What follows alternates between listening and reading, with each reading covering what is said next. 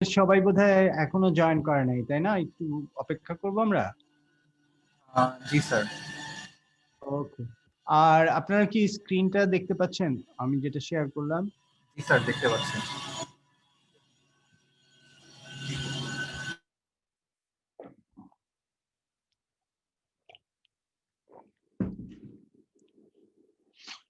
তাহলে সবাই এসে গেলে আমাকে একটু বলবেন, হ্যাঁ?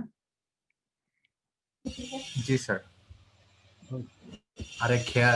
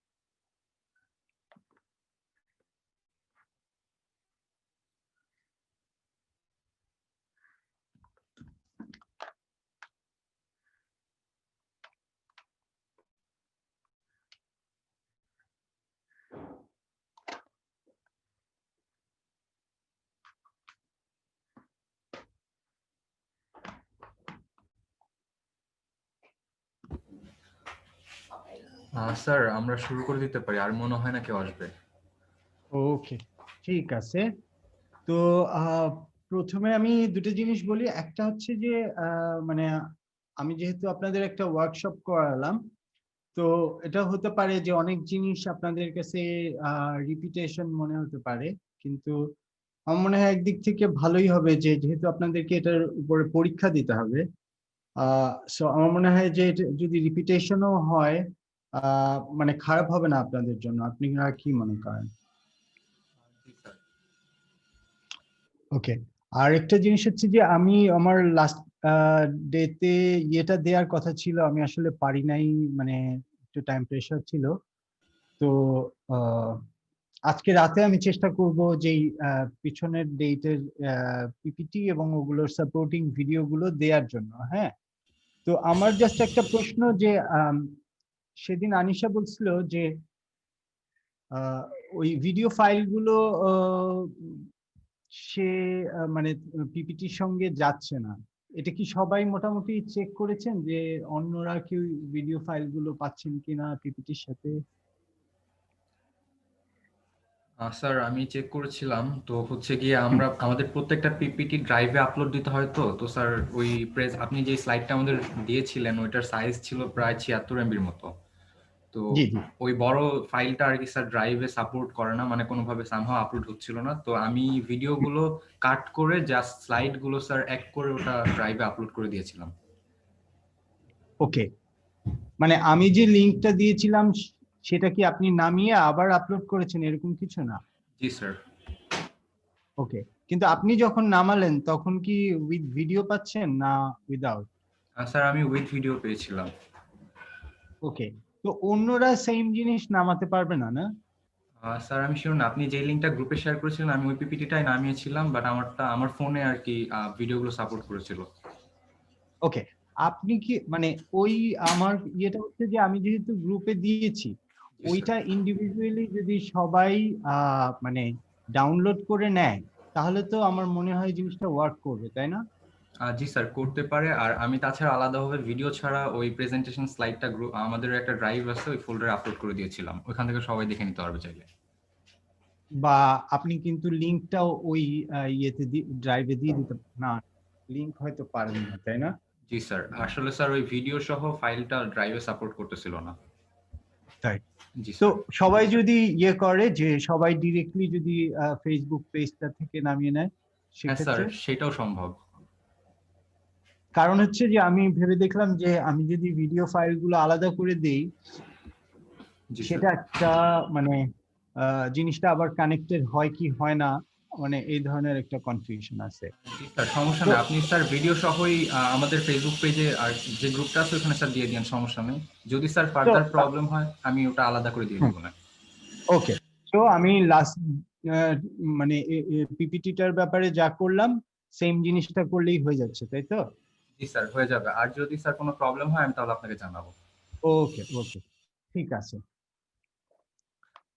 তো আমাদের তাহলে মানে আজকের যেই আলোচনাটা সেটা হচ্ছে যে আমরা এর আগে প্রথমে মানে ওভারঅল ফিল্মে শব্দটা কিভাবে ব্যবহার হয় সেটা নিয়ে লাস্ট ক্লাসে আমরা আলাপ করলাম, যে ট্রেডিশন গুলো কি ধরনের। আহ তো আজকে আমার ইচ্ছে হচ্ছে যে রেকর্ডিং প্রসিডিউর গুলো নিয়ে কথা বলা, যে আমরা আসলে কি প্রসেসে রেকর্ডিং গুলো হয়। তো আমি আগের ক্লাসে একটু উল্লেখ করা ছিল যে একটা হচ্ছে যে আমরা অন লোকেশন করতে পারি, আর একটা হচ্ছে আমরা শুটিং শেষ হয়ে যাওয়ার পরে আমরা স্টুডিওতে রেকর্ডিং করতে পারি। তো আমরা যদি অন লোকেশন সাউন্ড রেকর্ড করি তাহলে আমরা সেটাকে অন লোকেশন বলি, সিঙ্ক সাউন্ড বলি। তো সেটা একটা প্রসেস। আরেকটা প্রসেস যেটা ডাবিং এর প্রসেস, সেটা আমরা স্টুডিওতে করি। তো এখন সেটা আমরা গেল হচ্ছে ডায়লগের বিষয়টা। আর ইনসিডেন্টালের বিষয়টা, ইনসিডেন্টাল মিনস যে আমরা কোনো দৃশ্যে যখন আহ, কোনো অ্যাকশন থেকে কোনো শব্দ, যেমন হয় যে সে কেউ একজন একটা গ্লাস রাখলো বা হেঁটে গেল বা এনিথিং, মানে কোনো একটা অ্যাকশন থেকে যেই শব্দগুলো তৈরি হয় সেটা হচ্ছে আমরা বলি ইনসিডেন্টালস।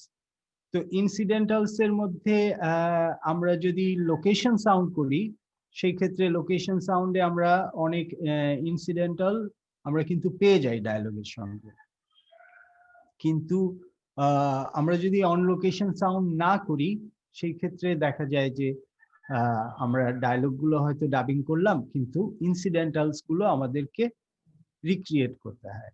এই রিক্রিয়েশনটার প্রসেসটা যেটা, সেটাকে বলে হচ্ছে ফোলি সাউন্ড বা ফোলি সাউন্ড মেকিং প্রসেস। তো এই মানে এই এই কাজটা যেটা হয় যে এটা নির্ভর করে যে কিসের শব্দ। সে আমরা জেনারেলি কি করি যে আমরা লোকেশনে যেটা পাই যে যেই সোর্সটা থেকে শব্দটা হচ্ছে আমরা ওটা থেকেই পাই, কিন্তু ফলি ক্ষেত্রে যেটা হয় যে ইট ডিপেন্ডস যে তখন হাতের কাছে কি পাওয়া যাচ্ছে, সেটা দিয়ে কত ক্রিয়েটিভলি কাজটা করা যায়। সো এটা ওই ম্যাটেরিয়াল, যেই ম্যাটেরিয়াল থেকে শব্দটা সিনেমায় হচ্ছে দেখছি আমরা, সেম ম্যাটেরিয়াল নাও হতে পারে। এটা অন্য যে কোনো ম্যাটেরিয়াল দিয়ে শব্দটা তৈরি করা যেতে পারে, কিন্তু সেটা বিশ্বাসযোগ্য হতে হবে, আই মিন ফিডেলিটিটা থাকতে হবে।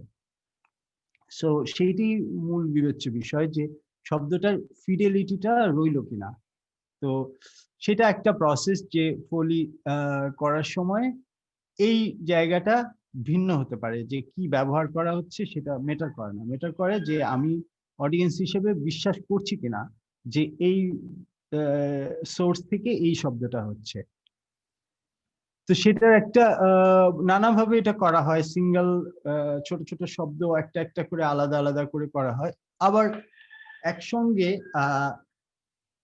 ফলি আর্টিস্ট যারা থাকে তাদের তাদের জন্য একটা দৃশ্য প্লে করা হয়, এবং সেই দৃশ্যে যে যে শব্দ দরকার তার একটা প্রিপারেশন থাকে আগে, এবং সেই প্রিপারেশন নিয়ে তারা ওয়েট করে, এন্ড দেন যখন প্লে ব্যাক করা হয় তখন ওই শব্দগুলো তারা তৈরি করতে থাকে।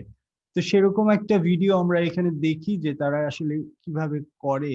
আমাদের এখানে এখন পর্যন্ত আমি বলবো যে খুব ভালো ফোলি স্টুডিও তৈরি হয় নাই। খুবই মানে যে যার মতো করে একরকম করে কাজ সারা হয়, যে ছোট ছোট স্টুডিওতে হয়তো দুটো একটা কাজ করা হয়, বা অলমোস্ট বেশিরভাগ ক্ষেত্রে দেখা যায় যে স্টক ব্যবহার করা হয়। কিন্তু আমাদের এখানে এই জায়গাটা এখনো মানে ডেভেলপ করার জন্য খুব মানে এখন আমার মনে হয় যে ডেভেলপ করার একটা টাইম এসছে, কারণ আমাদের এখানে এখন অনেক বেশি প্রোডাকশন হচ্ছে আগের তুলনায়, এবং যেগুলো শুধু শুধু আমরা মানে একটা বড় অডিয়েন্স তৈরি হচ্ছে, এবং সেটা আমাদের প্ল্যাটফর্ম চেঞ্জ হচ্ছে, যেখানে আমরা ওটিটি বলছি যেটাকে। সো সেখানে এসে এখন মানে আমরা ইন্ডাস্ট্রিতে যারা কাজ করি তারা অলরেডি টের পাচ্ছি যে কাজের ভলিউম কিন্তু অনেক বেড়ে যাচ্ছে। এবং এখন যেমন গত মাসে আমি একটা কাজের ব্যাপারে একটা মিটিং করলাম, ওটা হচ্ছে G5 এর একটা প্রোডাকশন, কিন্তু ওরা এখানকার ডিরেক্টর, এখানকার আর্টিস্ট, এদের নিয়েই কাজটা করছে, কিন্তু সেটা তাদের প্ল্যাটফর্মের জন্য করছে। তো তারা কিন্তু এখন অন্য ধরনের রিকোয়ারমেন্ট নিয়ে আসছে, যেগুলো আমরা আমাদের ছোট ইন্ডাস্ট্রিতে আগে ভাবতাম না। কিন্তু তারা এখন বলছে এটা লাগবে, সেটা লাগবে, আপনাদের এটা নাই কেন, আপনাদের সেটা নাই কেন, এরকম প্রশ্ন করছে। সো সেই জায়গায় দাঁড়িয়ে এখন আমাদের মনে হচ্ছে যে আমাদের ইন্ডাস্ট্রিটা আরেক ধাপ অনলাইন প্ল্যাটফর্মের জন্য আরো এক ধাপ এগিয়ে যাবে। সো সেই জায়গায় আমার মনে হয় যে একটা বড় ডেভেলপমেন্ট, এটা একটা সুযোগ আছে যে একটা ফোলি স্টুডিও হয়তো গড়ে উঠবে একটা এই সময়। তো আমরা দেখি যে তারা কিভাবে আসলে এই কাজটা করতো। এটাও বেশ আগের একটা ভিডিও, কিন্তু আপনারা দেখতে পারেন।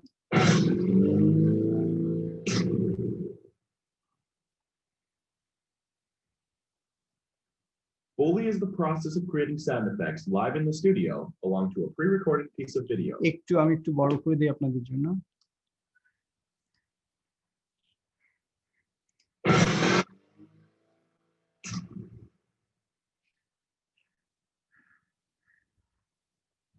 Foley is the process of creating sound effects live in the studio along to a pre-recorded piece of video.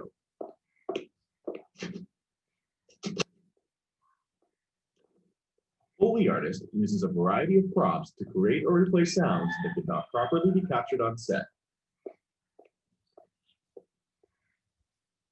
Here, we see two Hollywood Foley artists bringing an action sequence to life.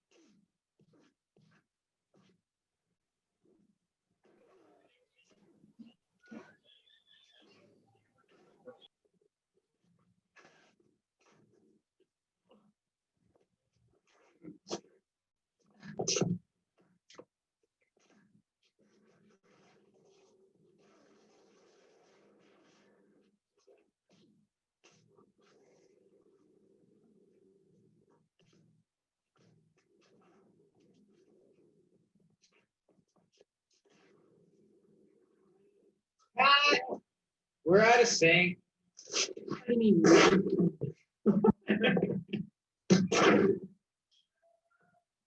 Let's take it back to the end of the shot. We'll pick it up at the table smack.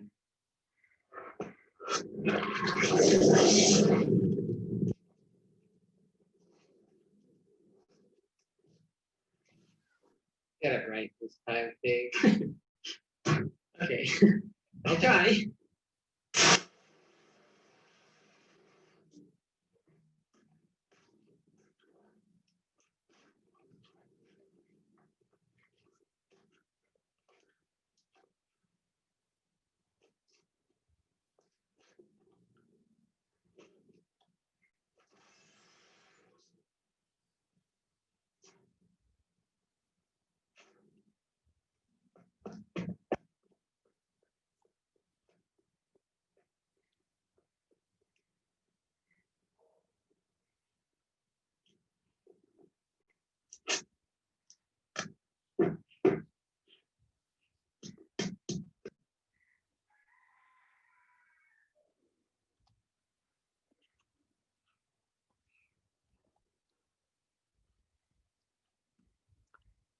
তো দেখলেন আপনারা action গুলো। জি sir. তো যেটা হলো যে দেখেন মানে এই ফোলি আর্টিস্ট গুলো যখন কাজ করে এদের কিন্তু টোটাল মানে ইমোশনটা প্লে করতে হয় তাদেরকে, এবং মানে ডিফিকাল্ট জব, এবং মানে খুব আন্তরিকভাবে না করলে কিন্তু পাওয়া যায় না এই মানে এই সাউন্ড ইফেক্ট গুলোর যেই ফাংশন, সেই ফাংশনটা ঠিক হয় না যদি সেই আন্তরিকভাবে কেউ যদি জিনিসটা না করে, এবং তাকে মানে অ্যাক্টর অ্যাক্ট্রেসের মানে যেই ইমোশন সেটাকেই কিন্তু তাদেরকে ধারণ করতে হয়। তো এই ফোলি আর্ট সম্পর্কে খুব রিসেন্ট একটা মুভি আছে, আমি আপনাদেরকে মানে একটা শর্ট ফিল্ম আমি আপনাদেরকে লিংক দিয়ে রাখবো, আপনারা দেখে নিন।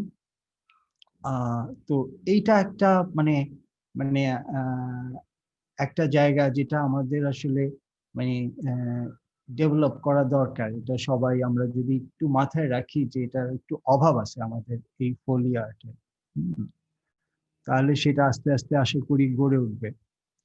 তো এটা গেল হচ্ছে প্রথমে হচ্ছে ডায়লগের কথা আমরা এডিআর এ করলাম, সাউন্ড ইফেক্টসটা আমরা ফলিতে পেলাম, কিন্তু অ্যাম্বিয়েন্টটা আমরা কি করব? অ্যাম্বিয়েন্টটা আরেকটা জরুরি জিনিস। আমি প্রথম দিন আপনাদের সাথে আলাপ করছিলাম যে অ্যাম্বিয়েন্টটা কত কিছু আমাদেরকে বলতে থাকে থ্রু আউট দ্য ফিল্ম, যে এই স্পেসটা কেমন, হ্যাঁ এটা কোন সময়, সকাল দুপুর না রাত্রি, হ্যাঁ এই যে বিষয়গুলো লোকেশন মানে অ্যাম্বিয়েন্ট সাউন্ড কিন্তু আমাদের সারাক্ষণ আমাদেরকে ইনফর্ম করতে থাকে, এবং সিন চেঞ্জ হলে আমরা বুঝতে পারি যে অ্যাম্বিয়েন্স চেঞ্জ হলে আমরা বুঝতে পারি যে আমরা একটা অন্য লোকেশনে চলে গেলাম বা অন্য সিনে চলে গেলাম, এই জায়গাগুলো। সো অ্যাম্বিয়েন্সের ক্ষেত্রে আমাদের কিন্তু উই ক্যানট রিক্রিয়েট অ্যাম্বিয়েন্ট, হ্যাঁ উই ক্যান কম্বাইন, যে আমরা দুটো অ্যাম্বিয়েন্টকে আমরা কম্বাইন করতে পারি, যে একটা হচ্ছে যে সে কোনো ইন্ডাস্ট্রিয়াল সাউন্ড, আবার সেই সঙ্গে আমার যদি মনে হয় ইন্ডাস্ট্রি এবং নাইট, তাহলে আমরা কি করব, আমরা ইন্ডাস্ট্রিয়াল একটা এরিয়ার একটা অ্যাম্বিয়েন্ট সাউন্ড নিব, কিন্তু আবার এট দ্য সেম টাইম আমরা কিছু নাইট এলিমেন্ট যদি অ্যাড করতে চাই এটার সঙ্গে, তাহলে আমরা একটা নাইট অ্যাম্বিয়েন্ট কম্বাইন করতে পারি, সেই ধরনের একটা জিনিস আমরা করতে পারি। কিন্তু আমাদের এটা রিক্রিয়েট করার সুযোগ নাই আসলে, সেটা শহরের হোক গ্রামেরই হোক, আমাদেরকে যে কোনো একটা লোকেশনে আমাদেরকে সেটা রেকর্ড করতে হয়, ঠিক আছে? তো এখন আমি মানে আজকে আমার ইচ্ছেটা হচ্ছে যে লোকেশন সাউন্ড নিয়ে মোটামুটি একটু ডিটেলে, যতটা ডিটেলে পারা যায় আলাপ করা। প্রথমেই আমাদের আসলে মানে খুব জরুরি বোঝা যে আসলে লোকেশন সাউন্ড কেন আসলে জরুরি, গুরুত্বপূর্ণ, ভ্যালুটা কি? এক হচ্ছে যে মানে এটা তো অনেক চ্যালেঞ্জিং। আমরা যদি কোনো একটা স্টুডিওতে কাজ করি, তাহলে সেটা আমি সাউন্ড প্রুফিং করতে পারলাম, হ্যাঁ, যে আমার বাইরের নয়েজ আমাকে ডিস্টার্ব করছে না। আর উম, মানে এরকম আরেকটা হচ্ছে যে আমার শুটিং এর সময় আমার যেই পরিমাণ টাইম প্রেসার থাকে, তাতে আমি সাউন্ডের জন্য আলাদা করে সময় দিতে গেলে সেটাও এক্সপেন্সিভ হয়ে যায়। কিন্তু তারপরেও আমরা কেন আসলে লোকেশন সাউন্ডটাকে চ্যালেঞ্জ নিয়ে করতে চাই? এত নয়েজ, এত কিছু, সমস্ত কিছুর মধ্যে সাউন্ড ডায়লগটা প্রপারলি ক্লিন রেকর্ড করা খুবই ডিফিকাল্ট। কিন্তু সেই ডিফিকাল্ট চ্যালেঞ্জ গুলো আমরা আসলে কেন নিচ্ছি, সেইটার কিছু রিজন যদি আমরা বুঝতে চাই, তার মধ্যে খুব গুরুত্বপূর্ণ হচ্ছে যে অ্যাকুস্টিক্সটা। আপনি যে কোনো জায়গায় যে কোনো একটা স্পেসে সাউন্ড শুনতে একরকম, আরেকটা স্পেসে আপনি সেম কিছুই প্লেব্যাক করবেন, দেখবেন আরেক রকম। এটা হচ্ছে নির্ভর করে হচ্ছে স্পেসটার উপরে, যে এখানে কতগুলো রিফ্লেকশন করার মতো, রিফ্লেকশনটা পসিবিলিটিটা কত। যে ধরেন আমি যেই রুমটাতে বসে আছি, এটার প্রথম হচ্ছে 6টা রিফ্লেকশন ডাইমেনশন আছে। একটা হচ্ছে রুফ, আরেকটা হচ্ছে ফ্লোর, তারপরে হচ্ছে 4টা ওয়াল আছে। এবং এছাড়াও এখানে যতগুলো জিনিস আছে সবগুলো থেকে শব্দ আসলে রিফ্লেক্ট করে। এই আমার সামনে টেবিলটা থেকে রিফ্লেক্ট করছে আমার ভয়েস, এই কম্পিউটার থেকে রিফ্লেক্ট করছে ভয়েস। তো এই রিফ্লেকশন, আপনারা যখন আমার শব্দটা শুনছেন, উইথ দ্যাট রিফ্লেকশন আপনি শুনছেন। শুধু আমার মানে কণ্ঠ থেকেই যে শুনছেন তা না, আমার কণ্ঠ থেকে যখন বেরিয়ে যাচ্ছে, ইমিডিয়েটলি ফেরত আসছে সেই শব্দটা একই স্পেসে, তখন আবার সেগুলো অ্যাড অন হয়ে আমার ভয়েসটা আপনি যেমন শুনছেন সেই রকম শুনতে হচ্ছে।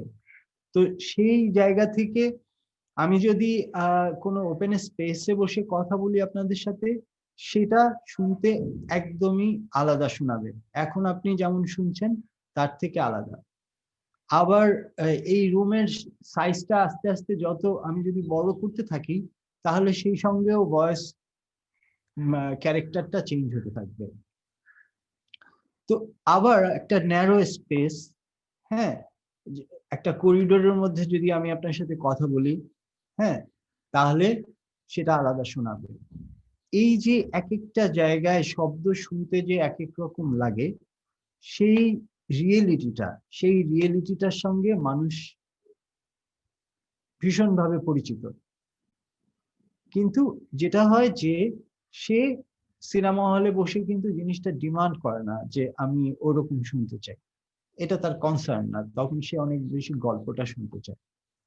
কিন্তু যখন আপনি তাকে উইথ স্পেস সাউন্ডটা আপনি তাকে শোনাতে পারেন, তখন তার বিশ্বাসযোগ্যতাটা তৈরি হয়। সে তখন ট্রাস্ট করতে শুরু করে যে হ্যাঁ, আমি এরকম একটা স্পেসে শুনতে, মানে শব্দটা যেমন লাগে আমি সেরকমই শুনছি, তাহলে দিস ইজ ট্রু। আমাদের চ্যালেঞ্জটা হয় তাকে এই জায়গা থেকে বের করে আনা যে দিস ইজ এ সিনেমা, হ্যাঁ, ইটস এ ফিল্ম। এই জায়গাটা থেকে তাকে বের করে এনে ওই ফিল্মের যে রিয়েলিটি, সেই রিয়েলিটির সাথে কানেক্ট করাটাই হচ্ছে একজন ফিল্ম মেকারের জন্য বা ফিল্মের যে ক্রু সেটআপ তাদের চ্যালেঞ্জ। এখন সেই চ্যালেঞ্জের জায়গাটাতে এই যে স্পেসটা, আমরা যখন বলছি যে আমরা ডায়লগ রেকর্ড করছি, আমরা শুধু ডায়লগ রেকর্ড করছি না, আমরা ডায়লগের সঙ্গে ডায়লগটা যেই স্পেসে ডেলিভার হচ্ছে ওই স্পেসটাকেও রেকর্ড করছি। So it's not only character talking to you, that place also talking to the audience. এই জায়গাটার জন্য আমরা আসলে মনে করি যে আমরা লোকেশনটাকে যদি এস্টাবলিশ করতে পারি, হ্যাঁ, ইভেন ইন দ্য ডায়ালগ, তাহলে অডিয়েন্স আরো বেশি ইনভলভ হবে।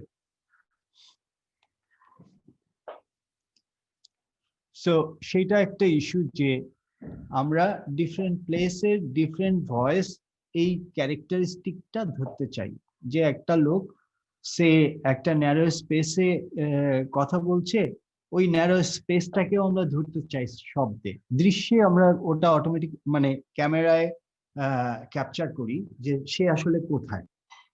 কিন্তু শব্দে আমরা আসলে কিভাবে ক্যাপচার করি যে এই ভদ্রলোক কোথায় দাঁড়িয়ে কথা বলছে, সেটা আমরা ক্যাপচার করি হচ্ছে তার ওই ভয়েসের মধ্যে যে অ্যাকোস্টিক কোয়ালিটিটা আছে, অ্যাকোস্টিক যে ক্যারেক্টারিস্টিক্সটা আছে, রিভারবেশনের পরিমাণটা এবং পার্সপেক্টিভের ফ্যাক্টরটা, যে সে কি ডিস্টেন্সে আছে, এগুলো দিয়ে আমরা শব্দে স্পেসটা ধরতে চাই। তো তার জন্য এই লোকেশন সাউন্ডটা খুব হেল্প করে। এবং আপনারা যদি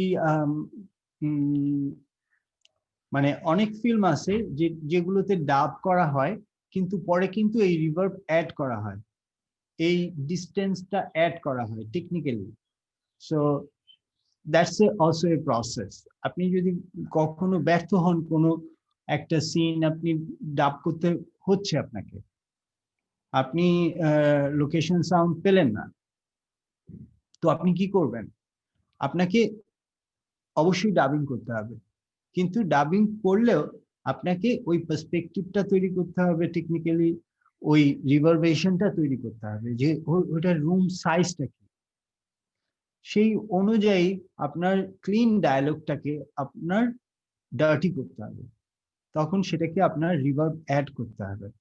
দ্যাটস দ্য প্রসেস, যে আপনি ওটাকে একটা স্পেস ক্যারেক্টার দিতে পারেন। সো আপনি সেটা লোকেশনে রেকর্ডিং করে আসেন আর না করে আসেন, আপনাকে কিন্তু আপনি যদি অ্যাকুরেটলি মানে প্রপারলি কাজটা করতে চান, তাহলে আপনাকে রিভার্ব অ্যাড করতে হবে, রিফ্লেকশনটা অ্যাড করতে হবে। কিন্তু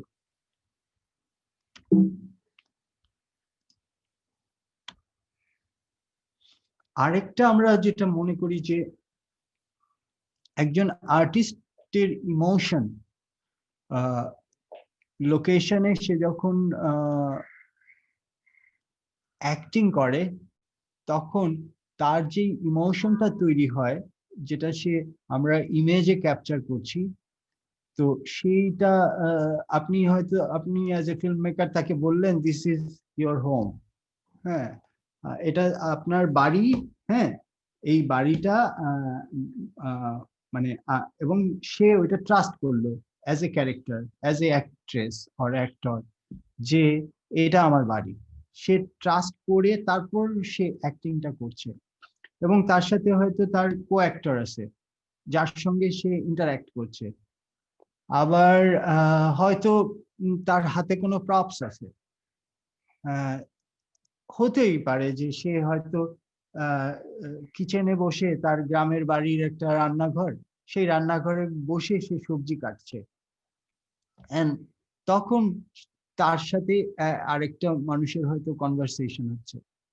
তো এই সমস্ত মিলে তার যে ডেলিভারিটা, সে যে ডায়লগ ডেলিভার করছে, সেটার মধ্যে যে ইমোশনটা, যে রিদমটা সবকিছু মিলে থাকে, সেটা আমরা মনে করি যে স্টুডিওতে বসে আবার উইদাউট এনি কো আর্টিস্ট, আমরা যখন ডাবিং করি তখন সিঙ্গেল সিঙ্গেল ডাবিং হয় সাধারণত, জেনারেল, তো সেটা কিন্তু ডিফিকাল্ট তার জন্য। আবার দেখা গেল যে সে যখন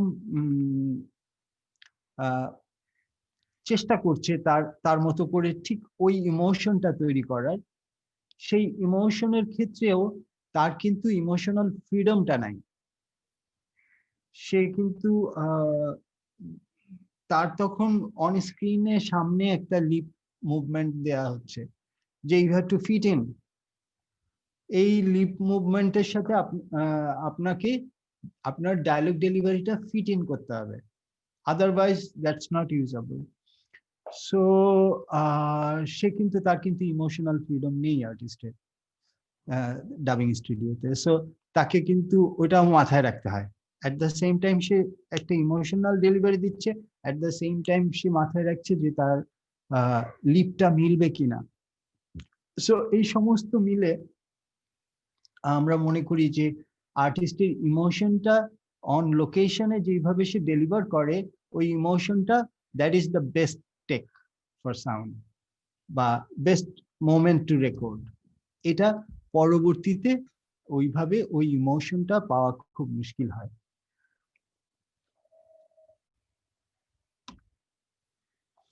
সো এটাই মানে এক হচ্ছে ইমোশনটা, আর একটা হচ্ছে যে এই লিপসিঙ্কের স্ট্রাগল, এই দুটো মিলে খুব ডিফিকাল্ট হয়ে যায় একজন আর্টিস্টের জন্য কাজটা।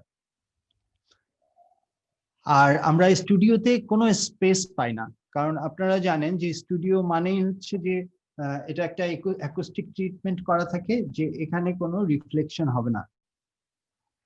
হ্যাঁ, তো ওয়ালগুলোতে অ্যাবজর্বার থাকে, হ্যাঁ, ডিফিউজার থাকে, এবং তারা এই রিফ্লেকশন গুলো কাট আউট করে দেয়।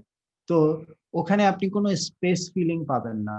আপনি স্টুডিওতে যদি কোনো ডায়লগ রেকর্ডিং করেন, ওটার মধ্যে কোনো স্পেস ফিলিং পাবেন না। এবং সেটার জন্য আপনার ওয়াল্টার মার্শ নামে একজন এডিটর এবং সাউন্ড ডিজাইনার আছেন, উনি একটা পদ্ধতি উদ্ভাবন করেছিলেন বাধ্য হয়ে। সেটাকে উনি বলতেন হচ্ছে ওয়ার্ল্ডাইজিং। ওয়ার্ল্ডাইজিং মানেটা হচ্ছে যে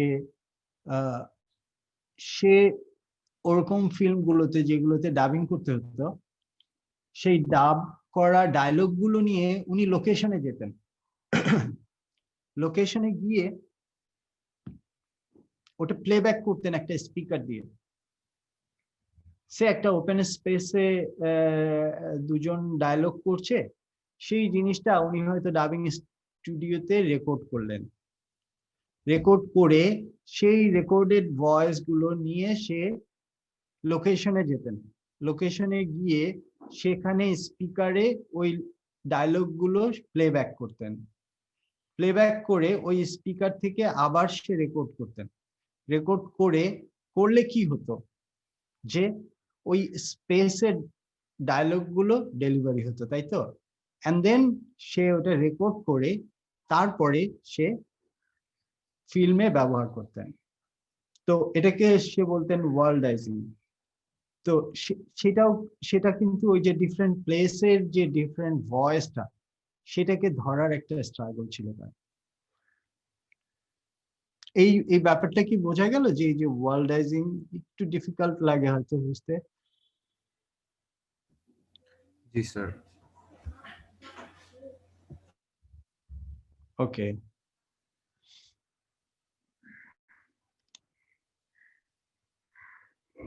ওকে, এরপরে যেটা হচ্ছে যে আরেকটা সুবিধা আমরা পাই, আমরা যদি লোকেশন সাউন্ড করি সেক্ষেত্রে অ্যাম্বিয়েন্সটা আমরা উইথ মানে ডায়লগ আমরা অ্যাম্বিয়েন্সটাও রেকর্ডেড পেয়ে যাই। তো সেই ক্ষেত্রে যেটা জটিলতা হয় সেটা হলো যে এই অ্যাম্বিয়েন্সটা বারবার তো কাট হচ্ছে। আমরা যদি 5টা শট ব্যবহার করি একটা সিনে, তাহলে 5টা শটে দেখা যায় যে 5 রকম অ্যাম্বিয়েন্ট হয়ে যেতে পারে। হ্যাঁ, তো তখন আমরা আমাদের যেটা করতে হয় সেটা হচ্ছে যে ওই সিন শেষ হওয়ার পরে যখন একটা সিন ডান হয়ে যায়, তখন আমরা সবাই 1 মিনিট মানে বা 2 মিনিট যতটুকু সম্ভব সবাই সাইলেন্ট থাকতে হয়, কোনো মুভমেন্ট ছাড়া আমরা অ্যাম্বিয়েন্ট রেকর্ড করি। তো এবং সেই অ্যাম্বিয়েন্টটা আমরা তখন পোস্ট প্রোডাকশন সময়, অডিও পোস্ট প্রোডাকশনের সময় পুরো 5টা শট যদি থাকে, 5টা শটের নিচে একটা কমন অ্যাম্বিয়েন্ট থাকে। তাতে যেটা হয় যে সিনটা অ্যাম্বিয়েন্টটা স্মুথ হয় এবং সেটার মধ্যে কোনো চেঞ্জ। হ্যাঁ, তানভীর শুনতে পাচ্ছেন? জি স্যার, শুনতে পাচ্ছি। ওকে, সো আপনি কি ইমরান ভাইয়ের সঙ্গে কথা বলতে পেরেছিলেন? জি স্যার, আমি কন্ট্যাক্ট করার চেষ্টা করেছিলাম, বাট স্যার ফোন রিসিভ করেননি। তাই না? জি আচ্ছা, স্যার, ঠিক আমি আজকে আছে। চেষ্টা করব স্যার, জানাবো আপনাকে। হ্যাঁ, হ্যাঁ, ঠিক আছে। তো সেটা একটা যে আমাদের জন্য ভালো হয় যদি আমরা কন্টিনিউয়াসলি একটা ক্লাসটা করতে পারি আরকি। তো যাই হোক, আমরা অ্যাম্বিয়েন্স নিয়ে কথা বলছিলাম। তো সেটা একটা জায়গা যে অ্যাম্বিয়েন্স এর ক্ষেত্রে মানে আমরা এই প্র্যাকটিসটা আছে যে আমরা লোকেশন সাউন্ড করলে আফটার এভরি সিন আমরা ইয়েটা অ্যাম্বিয়েন্টটা রেকর্ড করি। আর এইটা আমি আপনাদের জন্য একটা অ্যাসাইনমেন্ট রাখতে চাই যে অ্যাম্বিয়েন্ট রেকর্ডিংটা, ঠিক আছে? এবং এটায় মার্কস থাকবে আপনাদের। সো সেইটা আমি আপনাদের একটা অ্যাপ দিতে পারবো, মানে অ্যাপের লিংক, যেই লিংকটা থেকে আপনারা মানে জেনারেলি ফিল্মে সাউন্ড রেকর্ড করতে হলে 48 কিলোহার্টজ 24 বিটের রেকর্ডিংটা করতে হয়। তো সেইটা আমি একটা অ্যাপের কথা জানি, ওই অ্যাপটাতে রেকর্ডিংটা করা যায়। তো আপনাদেরকে একটা মানে অ্যাসাইনমেন্ট দিতে চাই যে অ্যাম্বিয়েন্ট রেকর্ডিং, যে আপনারা যে কোনো অ্যাম্বিয়েন্ট, সেটা ইভেন আপনার বাড়ির বারান্দা হতে পারে, ছাদও হতে পারে, হ্যাঁ, বা একটা ট্রাফিক হতে পারে। সো এই ধরনের একটা স্পেস আমাকে 2 মিনিট আপনারা রেকর্ড করে দিবেন, একটা করে ফাইল, ঠিক আছে? জি আপনাদের স্যার। আপনাদের মোবাইল দিয়ে হতে পারে সেটা। হুম। সো সেটা আমি আপনাদেরকে মানে জানিয়ে দিব যে কয় তারিখের মধ্যে আমাকে জমা দিবেন। সো সেটা আমরা একটা প্র্যাকটিস করতে চাই যে অ্যাম্বিয়েন্টটা রেকর্ডিং এর, যে এই অ্যাম্বিয়েন্ট রেকর্ডিং করতে গেলে আপনারা দেখবেন যে কত রকম এক্সপেরিয়েন্স হয়। যে আপনি আপনার বাসার বারান্দায়ও যদি রেকর্ড করতে চান, দেখবেন যে মানে প্রপার অ্যাম্বিয়েন্ট পাওয়া খুব মুশকিল। দেখবেন অন্য একটা শব্দ হচ্ছে যেটা আপনি অ্যাম্বিয়েন্টের মধ্যে রাখতে চাচ্ছেন না। সো ওইটা একটা প্র্যাকটিস হবে আপনাদের। আরেকটা হচ্ছে ইনসিডেন্টাল। ইনসিডেন্টালটাও আমরা ডায়ালগ রেকর্ডিং এর সময় পেয়ে যাই যে মানে আমরা যখন ডায়ালগ রেকর্ড করি তখন আমরা ওই হাঁটা চলা বা কোনো একটা জিনিস রাখলো, কোনো একটা দরজায় নক করলো, এই জিনিসগুলো কিন্তু আমরা পেয়ে যাই। তো সেটাও একটা লোকেশন সাউন্ডের সুবিধা। কিন্তু ইনসিডেন্টাল এর ক্ষেত্রে আমরা যেটা করি, সে যদি কোনো দরজায় নক থাকে, সেটা হয়তো লং শটে আমরা দেখছি যে দরজায় নক করছে, কিন্তু হয়তো ফিল্ম মেকার চান যে এই দরজায় নকটা প্রপোর্শনেটলি সে তার মতো করে ব্যবহার করতে চায়। এই জন্য আমরা যেটা করি, শুটিং এর এক ফাঁকে আমরা আলাদা করে দরজায় নকিং এর সাউন্ডটা নিই, হ্যাঁ, তাতে সে মানে তার মতো করে সে হয় লাউড ইউজ করবে না কমিয়ে ব্যবহার করবে, এটা সে ডিসাইড করতে পারে। আরেকটা হচ্ছে যে প্রোডাকশন কস্ট। এই প্রোডাকশন কস্টের বিষয়টা একটু মানে আই এম নট শিওর যে প্রোডাকশন কস্ট লোকেশন সাউন্ড করলে কমে না বাড়ে, আমার ধারণা নাই। কারণ হচ্ছে একটা জিনিস হচ্ছে যে আপনি যখন ডাবিং করেন তার মানে আপনাকে প্রত্যেক আর্টিস্টকে কিন্তু আবার স্টুডিওতে নিতে হয়, তখন স্টুডিওর রেন্ট লাগে, আর্টিস্টের আবার পেমেন্ট লাগে, তা এবং আর্টিস্টের যাওয়া আসার জন্য ট্রান্সপোর্টেশন লাগে। আর হলো যে যদি আপনি লোকেশনে সাউন্ড রেকর্ডিং করেন সেই ক্ষেত্রে দেখা যায় যে অনেক সময় আজানের জন্য, হ্যাঁ, বা কোনো একটা প্লেন গেল বা কিছু একটা নয়েজি সিচুয়েশন হয়, তখন কিন্তু আপনাকে সাউন্ডের জন্য ওয়েট করতে হয়। হ্যাঁ, যেমন একজন ক্যামেরাম্যানের জন্য এটা একটা বিরাট সুবিধা যে সে যখন একটা ফ্রেম করে ক্যামেরা বসিয়ে, তখন ওই ফ্রেমের বাইরে যাই হোক তার কিছুই যায় আসে না, কিন্তু একজন সাউন্ড রেকর্ডিস্টের জন্য কিন্তু এটা একটা প্রবলেম যে তার ফ্রেমটা অনেক বড়, অনেক বড়, মানে আসলে অনেক বড়। কারণ হচ্ছে যে ইভেন আকাশে যদি একটা প্লেন যায় সেটা তার ফ্রেমের মধ্যে, এবং মানে ইটস হিউজ অ্যাকচুয়ালি। সো সেই জন্য মানে অনেক সময়ই দেখা যায় যে সাউন্ডের জন্য প্রডিউসারকে ডিরেক্টরকে ওয়েট করতে হয় যে আচ্ছা আজানটা শেষ হোক তারপরে শটটা নিতে পারবে সে। সো সেই কারণে কিন্তু অনেক সময় প্রোডাকশন কস্ট বেড়ে যায়। হ্যাঁ, কিন্তু মূল ভ্যালুটা হচ্ছে যে তার তার ডায়লগ, তার অ্যাম্বিয়েন্ট, তার ইনসিডেন্টালস যদি অডিয়েন্সের কাছে যদি মোর বিলিভেবল হয়, সেটার ভ্যালু আসলে অনেক। হ্যাঁ, সেটা তার প্রোডাকশন ভ্যালুটাকে অনেক বাড়িয়ে দেয়। সো আসলে এইভাবে শুধু প্রোডাকশন কস্ট দিয়ে এটা আসলে মেজার করা যাবে না। সো আমরা এখন একটু জানি যে মানে ট্রেডস অফ মানে এই ট্রেডের আসলে টুলস গুলো কি। হ্যাঁ, যে এই সাউন্ড রেকর্ডিং এর ক্ষেত্রে আমাদের কি দরকার হয়, কি কি দরকার হয়। তো এই ক্ষেত্রে আমাদের প্রথমে হচ্ছে যে লাইক লেন্স, আমাদের মাইক্রোফোন দরকার হয়। হ্যাঁ, এবং মাইক্রোফোন দরকার হয় নানা রকম মাইক্রোফোন। হ্যাঁ, কাইন্ড অফ লেন্সের মতোই আসলে। তারপরে একটা রেকর্ডার দরকার হয়। হ্যাঁ, তারপরে নানা রকম এক্সেসরিজ দরকার হয় এই কাজের সুবিধার্থে, যার মধ্যে কেবল থাকে, কানেক্টর থাকে। এই এই জিনিসগুলো খুব ছোট জিনিস, কেবল, কানেক্টর, কিন্তু মানে সাউন্ডের কোয়ালিটি চেইনটা এমন যে আপনি যদি মানে খুবই দামি একটা মাইক্রোফোন ইউজ করলেন, এখন মানে দামি মাইক্রোফোন শোপস একটা কোম্পানি আছে, হিউজ, মানে $3000 একটা মাইক্রোফোন। সো আপনি যদি এই মাইক্রোফোনও কিনেন, কিন্তু আপনার কেবলটা যদি কোয়ালিটি মানে প্রবলেম থাকে, হ্যাঁ, কেবল এবং কানেক্টরের যদি কানেকশন মানে পোর থাকে, আই মিন অনেক সময় কেবল হয়তো হাফ ওয়ে ছিঁড়ে গেছে, আপনি তখন যত ভালো মাইক্রোফোন থাক, যত ভালো রেকর্ডার হোক, আপনি কিন্তু সাউন্ড কোয়ালিটি আপনার মেনটেন হবে না।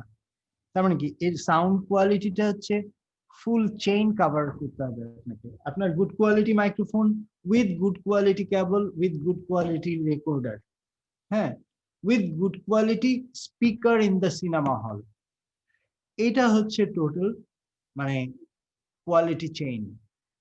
তো আপনার এর কোনো একটা খারাপ হলে আপনি যে এক্সপেরিয়েন্সটা অডিয়েন্সকে দিতে চাচ্ছেন সেটা দেওয়া সম্ভব না।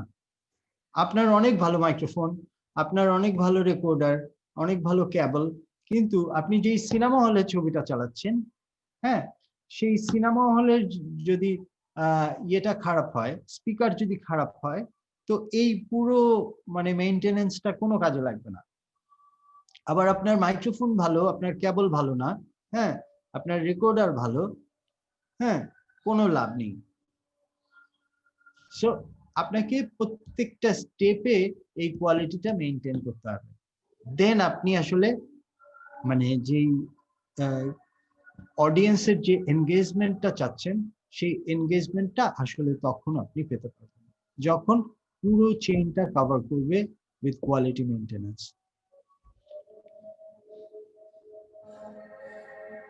এবং এই যে কেবলের কিন্তু ম্যাটেরিয়ালটার কারণে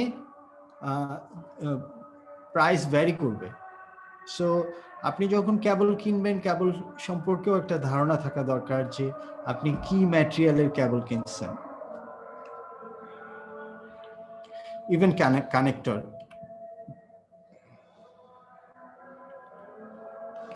আর মাইক্রোফোনের কথায় যদি আসি, তাহলে আমরা জেনারেলি 3 রকম মাইক্রোফোন দেখি। হ্যাঁ, 3 রকম মাইক্রোফোন দেখি। তার মধ্যে একটা বলে হচ্ছে ডাইনামিক মাইক্রোফোন। দেখতে পারেন এখানে এটার ভেতরে কি থাকতে পারে। হ্যাঁ, এখানে একটা ডায়াফ্রাম আছে, এখানে একটা কয়েল আছে, এদিকে একটা ম্যাগনেট আছে, দ্যাটস ইট। সো এখানে এই ডায়াফ্রামে ভাইব্রেশনটা তৈরি হয়। আপনাদের কি কোনো অসুবিধা হচ্ছে শুনতে? আমার এখানে বেশ জোরে আজান হচ্ছে। না স্যার। সো ডায়াফ্রামটাতে ভাইব্রেশন হয় এবং তার থেকে এই কয়েলে একটা ইলেকট্রিসিটি উৎপাদন হয়, এন্ড দেন এই কানেক্টরের মাধ্যমে আমরা মানে এমপ্লিফায়ারে চলে যাই বা মিক্সারে চলে যাই বা রেকর্ডারে চলে যাই। আর এটা একটা কন্ডেন্সার মাইক। আমরা শুটিং এ যে মাইক্রোফোন গুলো ব্যবহার করি সবই কন্ডেন্সার মাইক্রোফোন, এবং এই কন্ডেন্সার মাইক্রোফোনের একটা জিনিসটা হচ্ছে যে এটা একটা ক্যাপাসিটর থাকে, যে ক্যাপাসিটরটার কে পাওয়ার আপ করার জন্য একটা ভোল্টেজ লাগে, যেই ভোল্টেজটা আমাদের ক্যামেরা থেকে বা আমাদের রেকর্ডার থেকে সাপ্লাই করতে হয়, অথবা অনেক সময় এই মাইক্রোফোন গুলোর মধ্যে একটা ব্যাটারি স্লট থাকে, ওই ব্যাটারি স্লটে একটা ব্যাটারি দিতে হয়। তো আপনারা কখনো যদি কোনো শুটিং এ বা রেকর্ডিং এ গিয়ে দেখেন যে একটা মাইক্রোফোন কানেক্ট করেছেন কিন্তু সাউন্ড পাওয়া যাচ্ছে না, সেই ক্ষেত্রে আপনাদের প্রথমে চেক করতে হবে যে এটার ব্যাটারি, বিল্ট ইন ব্যাটারি ব্যবহৃত হয় কিনা, এটার মধ্যে কোনো ব্যাটারি স্লট আছে কিনা। তো সেই ব্যাটারিটা আপনাদেরকে দেখতে হবে যে ব্যাটারি শেষ হয়ে গেল কিনা, রিপ্লেস করতে হবে। আর যদি দেখা যায় যে ব্যাটারি রিপ্লেসমেন্ট মানে ব্যাটারি অপশন নাই, তখন ওটা রেকর্ডার বা ক্যামেরা থেকে ফ্যান্টম পাওয়ার বলে একটা পাওয়ার সুইচ আছে, ওই পাওয়ার সুইচটা অন করতে হয়। হ্যাঁ, তো ইভেন আপনার মাইক্রোফোনে যদি ব্যাটারি স্লট থাকে তারপরেও আপনি ফ্যান্টম পাওয়ার দিয়ে চালাতে পারবেন, কিন্তু তখন ওই ব্যাটারিটা খুলে নিয়ে আপনি ক্যামেরা বা রেকর্ডার থেকে ওই ইনপুটের জন্য একটা ফ্যান্টম পাওয়ার অপশন থাকে, ওই অপশন থেকে ওটাকে সুইচ অন করতে হয়, তাহলে আপনি সাউন্ডটা পেয়ে যাবেন। তো এটা খুবই মানে কমন যে অনেক সময় দেখা যায় যে মানে সাউন্ড সম্পর্কে খুব ভালো ধারণা না থাকলে দেখা গেল যে শুটিং এ যাওয়ার পরে মানে ক্যামেরার সঙ্গে মাইক্রোফোনটা কানেক্ট করার পরে কোনোভাবে শব্দ পাওয়া যাচ্ছে না। হ্যাঁ, এই ছোট্ট ইনফরমেশনটা আপনাকে হেল্প করবে যে আপনার হয়তো ফ্যান্টম পাওয়ার অন করতে হবে। বোঝা গেল এই জায়গাটা? জি স্যার। ওকে, সো এটা ক্যামেরায় মেনুতে থাকতে পারে বা এক্সটার্নাল কোনো একটা সুইচ থাকবে ক্যামেরার গায়ে, যেখানে মাইক্রোফোনের কেবলটা ইন হয়। হ্যাঁ, অনেক সময় এক্সএলআর থাকে, তো তখন ওর পাশেই দেখবেন একটা সুইচে তিনটা অপশন থাকে, mic, line and mic plus 48। Mic plus 48 মানে হচ্ছে যে ফ্যান্টম পাওয়ার। আপনি যদি ওই মাইক প্লাস 48 এ দেন তখন সে ওখান থেকে পাওয়ারটা সেন্ড করবে, যাতে আপনার মাইক্রোফোনটা অন হয়ে যাবে। এই ক্যাপাসিটারে ওই পাওয়ারটা লাগে। আর আরেকটা জিনিস হচ্ছে যে খুব কনফিউশন হয় যে আমি মাইকে রাখবো না লাইনে রাখবো। হ্যাঁ, তো দেখা যায় যে আপনি যদি মাইক্রোফোন ইনপুট দেন, দ্যাটস ভেরি কমন যে আপনার এটা মাইক্রোফোন মানে ইনপুটে রাখতে হবে সুইচটা। আপনি লাইনে দিলে আপনার কাছে মানে এটা মানে লাইনটা ইনফ্যাক্ট হচ্ছে যে আপনি অন্য কোনো ডিভাইসে ছিলেন, হয়তো আপনি মিক্সারে ছিলেন। হ্যাঁ, মিক্সার থেকে একটা লাইন নিয়ে আপনি ক্যামেরাতে দিচ্ছেন, ডিরেক্ট মাইক্রোফোন না, তখন আসলে ওটা লাইন ইনপুটে থাকবে। এটাও মানে আপনারা খুব কমন মিস্টেক হয় যে মাইকের না থেকে আপনারা মাইক্রোফোন দিলেন কিন্তু লাইন ইনপুটে রইলো, তখন প্রপার সাউন্ড পাওয়া যায় না। সো সেটাও একটা দেখার বিষয় যে আপনারা যদি ক্যামেরাতে নিজেরা কাজ করেন তখন এক হচ্ছে ফ্যান্টম পাওয়ার ইস্যুটা, আর একটা হচ্ছে মাইক লাইনের ইস্যুটা, এই দুটো ইস্যু খুব মানে ঝামেলা হয়ে পড়ে। আর হচ্ছে যে এটা বলে নেওয়া ভালো যে আমরা যে ডিএসএলআর ক্যামেরা এখন ব্যবহার করি, এই ডিএসএলআর গুলোতে কিন্তু ফ্যান্টম পাওয়ার থাকে না, এখানে একটা ফোনও ইনপুট থাকে। হ্যাঁ, যেটা হচ্ছে হেডফোন কানেক্টরের মতো, এবং সেটাতে কিন্তু আপনি ফ্যান্টম পাওয়ার পাবেন না। সো দ্যাট ওই আপনি যেই মাইক্রোফোনই ব্যবহার করেন না কেন সেটা যাতে অবশ্যই ব্যাটারি অপারেটেড হয়, আপনারা হয়তো একটা মাইক্রোফোন নিয়ে চলে গেলেন যেটা ব্যাটারি পাওয়ার্ড না, কিন্তু আপনি ডিএসএলআর এর সাথে প্ল্যান করেছেন ব্যবহার করবেন, তখন আপনাদের কিন্তু সমস্যায় পড়তে হবে যদি ওটা ব্যাটারি অপারেটেড না হয়।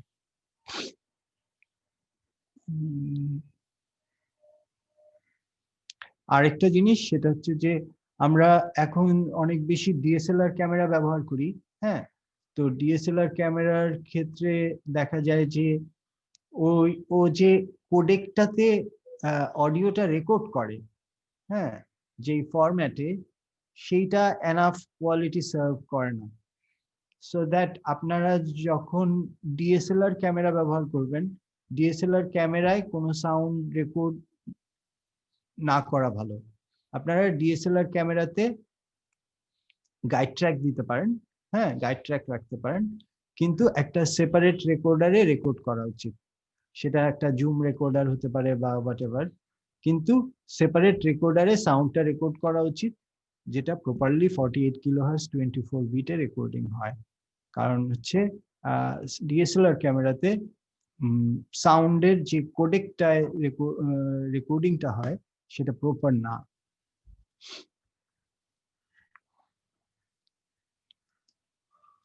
ওকে, নেক্সট হচ্ছে আরেকটা ধরনের মাইক্রোফোন, যেটা আসলে আমরা রিবন মাইক্রোফোন বলি, কারণ এই জায়গায় একটা ফিতার মতো থাকে।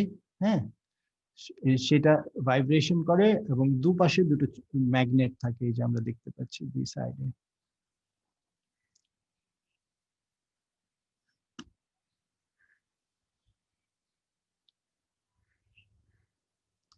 এবার আমরা দেখলাম যে মানে স্ট্রাকচারালি 3 রকম মাইক্রোফোন হয়। হ্যাঁ, একটা হচ্ছে ডাইনামিক, একটা কন্ডেন্সার, একটা রিবন। ডাইনামিক মাইক্রোফোনটা মোস্টলি দেখা যায় যে যারা সিঙ্গার লাইভ প্রোগ্রাম করে তারা দেখবেন খুব কাছে মাইক্রোফোন নিয়ে গান গায়, এবং that is a dynamic microphone. ঠিক আছে, সো ওই মাইক্রোফোন গুলো আমাদের শুটিং এ খুব কম ব্যবহার হয়। আমরা ব্যবহার করি হচ্ছে কন্ডেন্সার মাইক্রোফোন। আর রিবন মাইক্রোফোনটা খুব বেশি ইউজ হয় না, কারণ হচ্ছে যে রিবন মাইক্রোফোনে খুব জোরে শব্দ হলে কিন্তু এই ফিতাটা ছিঁড়ে যায়। সো এটার ইউজ অনেক কমে গেছে, কম। এবং কিছু গিটারিস্ট আছে তারা খুব প্যাশনেট, যে তারা এটাতে হাই এন্ড ফ্রিকোয়েন্সি গুলো বেটার পায়, তারা এটা ব্যবহার করে এখনো, খুব প্যাশনেট গিটারিস্ট অনেকে।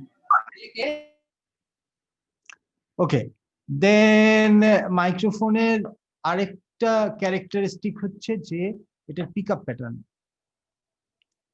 পিক আপ প্যাটার্নটা কি জিনিস? পিক আপ প্যাটার্নটা হচ্ছে যে এই মাইক্রোফোন আমি প্লেসমেন্ট করার পরে ও কোন দিক থেকে আসলে শব্দটাকে ও রিসিভ করবে। ও 4 দিক থেকে রিসিভ করতে পারে, দুদিক থেকে রিসিভ করতে পারে, বা মানে এক দিক থেকে রিসিভ করতে পারে। হ্যাঁ, তো এখানে একটা আমরা ডায়াগ্রাম দেখি যে ওমনি ডিরেকশনাল, যেটা এটা আমাদের 3D তে চিন্তা করতে হবে। তো এটা হচ্ছে ওমনি ডিরেকশনাল, দেখা যায় যে অলমোস্ট এভরি সাইড থেকে ও সাউন্ডটা সেম ওয়েতে রিসিভ করে। হ্যাঁ, আর ফিগার 8 একটা আছে, ফিগার 8 দেখেন আপনারা, এটা 8-এর মতো দেখতে, এই জন্য এটাকে ফিগার 8 বলে। তো এই মাইক্রোফোনটা দুই দিক থেকে শব্দ রেকর্ড করে। এখন সে আপনি একজনের ইন্টারভিউ করছেন, হ্যাঁ, আপনি একটা মাইক্রোফোনে কাজটা করে ফেলতে চান, সো আপনি দুজনের মাঝখানে যদি মাইক্রোফোনটা রাখেন, তো ও বোথ সাইড থেকে সাউন্ডটা পিক করবে। হ্যাঁ, তো তখন আপনার জন্য ফিগার 8 ইজ বেস্ট। সো এটা একটা ফিগার 8 মাইক্রোফোন, এটা বোথ সাইড পিক করে বা রেসপন্স করে আমরা বলতে পারি। আর এটা হচ্ছে কার্ডিওয়েড মাইক্রোফোন। এই কার্ডিওয়েড মাইক্রোফোনটা আপনারা দেখতে পাচ্ছেন যে এই ফ্রন্ট সাইড, মাইক্রোফোনের যে ফ্রন্ট সাইডটা, এই ফ্রন্ট সাইডটা মানে হচ্ছে এইরকম একটা স্পেসে রেসপন্স করবে, সাউন্ডটা পিক করবে। আর এই যে এই সাইড গুলো সে রিজেক্ট করার চেষ্টা করবে, সে ক্যান্সেল করবে। আপনারা দেখতে পাচ্ছেন আমার কার্সারটা নাকি? জি স্যার। এই কার্সারটা দেখা জি, যাচ্ছে, স্যার। তাই তো? ওকে, সো এই যে সাইড গুলো সেই মাইক্রোফোনটা রিজেক্ট করবে, আর এই ফ্রন্ট সাইডটা সে পিক করবে। তো তাহলে যেটা হয় কি সুবিধাটা হচ্ছে যে এই দিক থেকে যে নয়েজ সোর্স গুলো আছে, হ্যাঁ আমাদের আর্টিস্ট হয়তো ফ্রন্টে আছে, হ্যাঁ আমরা ফ্রন্টে আর্টিস্টকে আমরা প্রায়োরিটি দিচ্ছি, আর এই সাইড গুলোকে আমরা রিজেক্ট করছি। এটার আইডিয়াটা হচ্ছে যে আমরা আসলে লোকেশনের নয়েজ কম পিক করতে চাচ্ছি, আমরা ডায়লগ বেশি প্রায়োরিটি দিতে চাচ্ছি। এই কারণে এই পিক আপ প্যাটার্নে মাইক্রোফোন গুলো তৈরি। তো তার মানে কি, তার মানে হচ্ছে যে আমি প্রায়োরিটাইজ করছি আমার ডায়লগকে, কারণ আমি একটা জিনিস ভাবতে চাচ্ছি যে আমার যে সিগন্যাল এখানে সেটা হচ্ছে ডায়লগ, আর নয়েজ হচ্ছে আমার আদার অ্যাম্বিয়েন্সেস। সো সেই অ্যাম্বিয়েন্স গুলো আমি কমাতে চাচ্ছি। তো এটা হচ্ছে কার্ডিওয়েড বলছে এই কারণে যে এটা দেখবেন যে একটা হার্টের মতো একটা শেপ আছে, এই জন্য কার্ডিওয়েড মাইক্রোফোন বলে। তো এই কার্ডিওয়েড মাইক্রোফোনের চেয়ে আরেকটু টাইটার, এটা হচ্ছে আরেকটু টাইট। আপনারা দেখেন এটা সুপার কার্ডিওয়েড মাইক্রোফোন, হ্যাঁ। সো এটা আপনারা এই জায়গাটা দেখেন 90 ডিগ্রিতে, হ্যাঁ কাছাকাছি পর্যন্ত এটার পিক আপ প্যাটার্ন ছিল, কিন্তু এখানে কিন্তু ন্যারো হয়ে 60-তে চলে আসছে, 60 ডিগ্রিতে, হ্যাঁ। সো এই যে আর এতখানি আসলে পিক আপ প্যাটার্নে ও ন্যারো করেছে মাইক্রোফোনটাকে। তো সেই জায়গা থেকে এটা পিক আপ প্যাটার্নটা আরেকটু ন্যারো, তার মানে আরেকটু নয়েজ ক্যান্সেল করবে সে, হ্যাঁ। আর হাইপার কার্ডিওয়েড দেখেন আরো ন্যারো, ও কিন্তু এখানে এসে মিশেছে, আপনারা দেখতে পাচ্ছেন? জি স্যার। জি, স্যার। সো এই জায়গা থেকে মানে এইটাই হচ্ছে মানে আইডিয়াটা, যে আমি ডায়লগটা ক্লিন রেকর্ড করার চেষ্টা করব, হ্যাঁ আমি চারপাশের নয়েজটাকে কম রেকর্ড করার চেষ্টা করব। তো এই যে সুবিধাটা, এই সুবিধার সঙ্গে কিন্তু কিছু অসুবিধাও যোগ হয়ে যায়। সেই অসুবিধাটা কি? সেই অসুবিধাটা হচ্ছে যে এই মাইক্রোফোনের পিক আপ প্যাটার্নটা যেহেতু ন্যারো, সেই কারণে এটা ডিরেকশন যদি চেঞ্জ হয়ে যায়, আমি এখানে আপনাদের সাথে যে কথা বলছি, প্লেনটা একটু যাক, সরি, আমি আপনাদের সাথে যে এখন কথা বলছি, আমি একটা সুপার কার্ডিওয়েড মাইক্রোফোনে কথা বলছি, ঠিক আছে? তো আমি যদি এই মাইক্রোফোনটা একটু ঘুরিয়ে দেই, এখন কি হচ্ছে, আপনারা কি শুনতে পাচ্ছেন আমাকে? জি স্যার, কিন্তু ভয়েসটা হ্যাঁ। কমে জি, গেছে। স্যার। কমে অনেক গেছে। লেভেলটা কমে গেল, তাই না? আমি কিন্তু জি। মাইক্রোফোন একটু দূরে সরাইনি, আমি জাস্ট ডিরেকশনটা চেঞ্জ করেছি। এখন আবার শুনতে পাচ্ছেন আমাকে ঠিকঠাক, তাই তো? জি, জি স্যার। স্যার। তো এখন আমি আবার আমার ডিরেকশনে মাইক্রোফোনটাকে নিয়ে আসলাম। তো তার মানে কি, এটা ডিস্টেন্স ম্যাটার করে না। এটা যদি অমনি মাইক্রোফোন হতো, আই মিন এই মাইক্রোফোনটা হতো, তাহলে আমি যে ওদিকে ঘুরিয়ে দিলাম সেই কারণে কোনো চেঞ্জ হতো না, আমার ভয়েসটা একই রকম আপনারা শুনতে পেতেন। কিন্তু এটা যেহেতু ডিরেকশনাল মাইক্রোফোন, সো এটা ডিরেকশন যদি আমার দিক থেকে সরে যায়, আমার অডিও লেভেলটা কমে যাবে। তো তাহলে এটা একটা বিরাট সুবিধা, যে এটার কারণে আপনারা বাইরের নয়েজটা কম পাচ্ছেন। কিন্তু এটা একটা বিরাট অসুবিধা, যে কোনো কারণে আমরা যখন মাইক্রোফোনটা অপারেট করছি, আমাদের ডিরেকশনটা যদি ডায়লগের লেভেলে না ডিরেকশনে না থাকে, তাহলে কি হবে? ঠিক মতো ডায়লগটা পিক করবে না। রাইট, অডিও সাউন্ডটা লো লেভেল হয়ে যাবে সাথে সাথে। হ্যাঁ, যে মানে এটা যত বেশি ডায়লগের ডিরেকশনে থাকবে তত বেশি ক্লিন অ্যান্ড ক্লিয়ার সাউন্ড আপনি পাবেন। আর একটু সরে গেলে আস্তে আস্তে ও অডিও লেভেলটা কমে যাবে এবং ক্ল্যারিটিটা কমে যাবে। তো এই যে ক্ল্যারিটির যে জায়গাটা, সেটা কেন কমবে? কারণ ও যে রিজেক্ট করছে সেই রিজেকশনটা প্রসেসেই আপনার ক্ল্যারিটিটা কমে যায়। কারণ ও তো চাইছে যে মাইক্রোফোনের পেছন সাইডের শব্দ যাতে না পাওয়া যায়। এখন তাহলে যে জিনিসটা আমরা কম্পেয়ার করতে পারি, যে বুঝতে সুবিধা হবে, সেটা হচ্ছে যে আমরা ক্যামেরায় যে ফোকাসটা ব্যবহার করি, আমরা একজন ফোকাসে আছে আর একজন দেখা গেল আউট অফ ফোকাস, এরকম শট হয় না?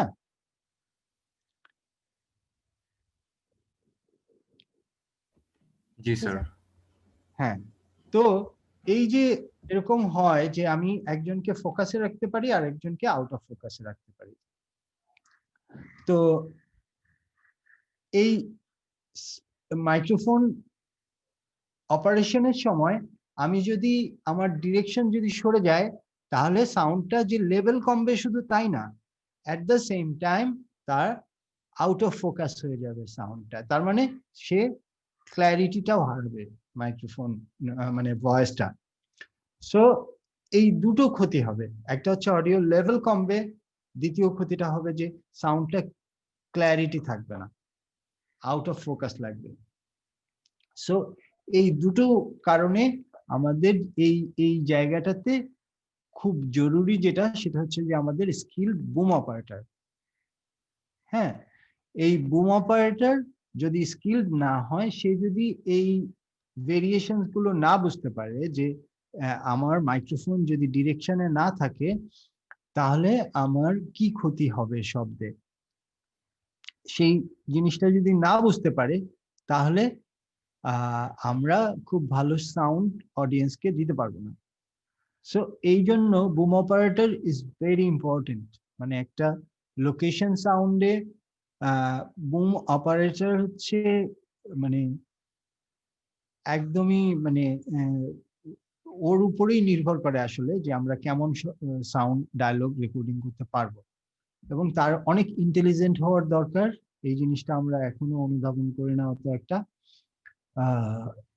কিন্তু কারণ হচ্ছে যে ওর কিন্তু অ্যাট দ্য সেম টাইম ক্যামেরার ফ্রেম মাথায় রাখতে হয়, এবং যেখানে ক্যামেরার ফ্রেমে শুধু মাইক্রোফোন না, ইভেন শ্যাডো যাচ্ছে কিনা সেটাও দেখতে হয়, এবং ক্যামেরা মুভমেন্টের সঙ্গে ক্রুদের সাথে তাল মিলিয়ে তাকে সিনক্রোনাইজড করে মুভ করতে হয়। আবার সেই সাথে তাকে মাইক্রোফোনের ডিরেকশনটাও ঠিক রাখতে হয়। হ্যাঁ, এত কিছু মাথায় রেখে যে লোকটাকে কাজ করতে হবে, তার যদি ইন্টেলিজেন্ট সে না হয় তাহলে কিন্তু সম্ভব না। সো এটা আর একটা জায়গা আমাদেরকে ডেভেলপ করতে হবে ইন্ডাস্ট্রিতে, যে প্রপার বুম অপারেটর। এবং প্রপার বুম অপারেটর আমরা আসলে তখন পাবো যখন দুটো জিনিস দরকার হয় মানুষের, একটা হচ্ছে সম্মান আর একটা হচ্ছে যথেষ্ট পেমেন্ট, সম্মানী আমরা বলি, তাই না? সো এই দুটো জায়গা যে মানে তখনই আমরা যদি প্রপারলি অন সেটে, আমরা এখন বুম অপারেটর কি, is nothing, just third camera assistant দিয়ে আমরা বুম অপারেট করি। হ্যাঁ, যে হয়তো জাস্ট জয়েন করছে ক্যামেরা মানে হাউসে। তো তার মানে কি যে এনাফ স্কিল দরকার হয় না আমাদের। কিন্তু আমরা যদি আসলেই প্রপারলি অডিয়েন্সকে ডায়লগ শোনাতে চাই তাহলে অবশ্যই দরকার, এবং তার জন্য আমাদের ইন্টেলিজেন্ট মানুষটাকে ওখানে দরকার। ইন্টেলিজেন্ট মানুষটাকে আমাদের ওখানে পেতে হলে দুটো জিনিস, একটা হচ্ছে তাকে সম্মান করতে হবে অ্যাজ এ জব, যে জবটা সম্মানজনক। আরেকটা হচ্ছে যে তাকে এনাফ সম্মানই দিতে হবে, যে তাকে একটা বেটার লাইফের জন্য ভালো পেমেন্ট করতে হবে। তাহলে একটা এডুকেটেড মানুষ এই কাজটা করতে আসবে, তখনই আসলে এটা সম্ভব। আমি জানি না, এটা আমি সবসময় অ্যাডভোকেসি করি যে একজন বুম অপারেটর নিয়ে, বাট আমার কাছে মনে হয় যে ইটস ভেরি ইম্পর্টেন্ট।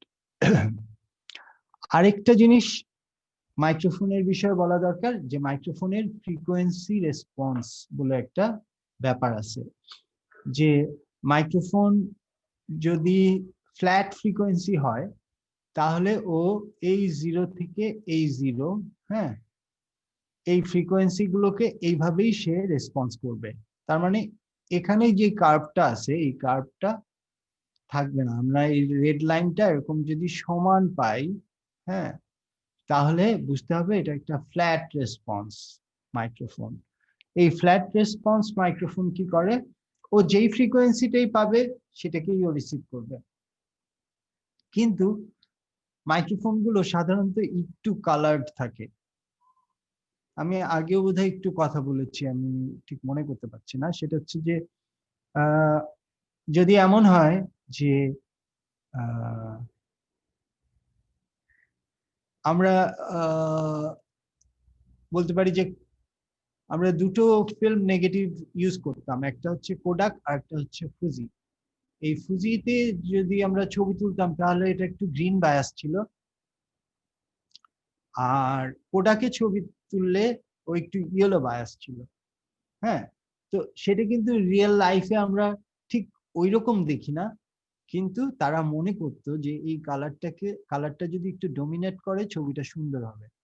তো মাইক্রোফোনের ক্ষেত্রেও ঠিক সেম জিনিসটা, যে ফ্রিকোয়েন্সি রেসপন্সটা ওরা দেখেছে যে এই লো ফ্রিকোয়েন্সিতে মানুষের ভয়েস খুব একটা থাকে না। হ্যাঁ, সো এটা ওদের হচ্ছে মাইক্রোফোনের ফ্রিকোয়েন্সি রেসপন্স। এখানে আমরা ধরতে পারি এটা যদি 100 হয়, এটা যদি 20 হার্জ হয়, তাহলে এটা 60 হার্জ এর মতো। এই 60 হার্জ থেকে সে একটু কমিয়ে এনেছে। এই মাইক্রোফোনটা যেটার ফ্রিকোয়েন্সি রেসপন্স আমি দেখাচ্ছি, সেটার মধ্যে আরেকটা সুইচ আছে, যেটা সুইচটা ওরা বলছে লো কাট ফিল্টার।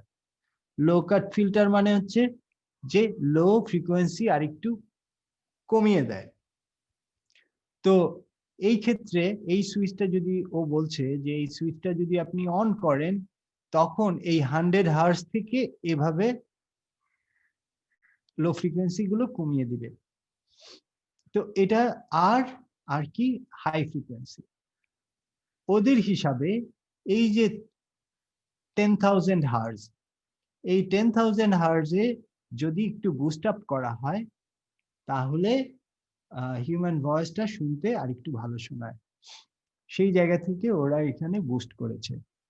আপনি যে কোনো মাইক্রোফোন কিনলে তার মধ্যে এরকম একটা চার্ট পাবেন যে ওর কালারেশনটা কি। বোঝা গেল? জি স্যার। জি স্যার। হ্যাঁ, আপনারা প্রশ্ন করবেন কিন্তু না বুঝতে পারলে, হ্যাঁ প্লিজ।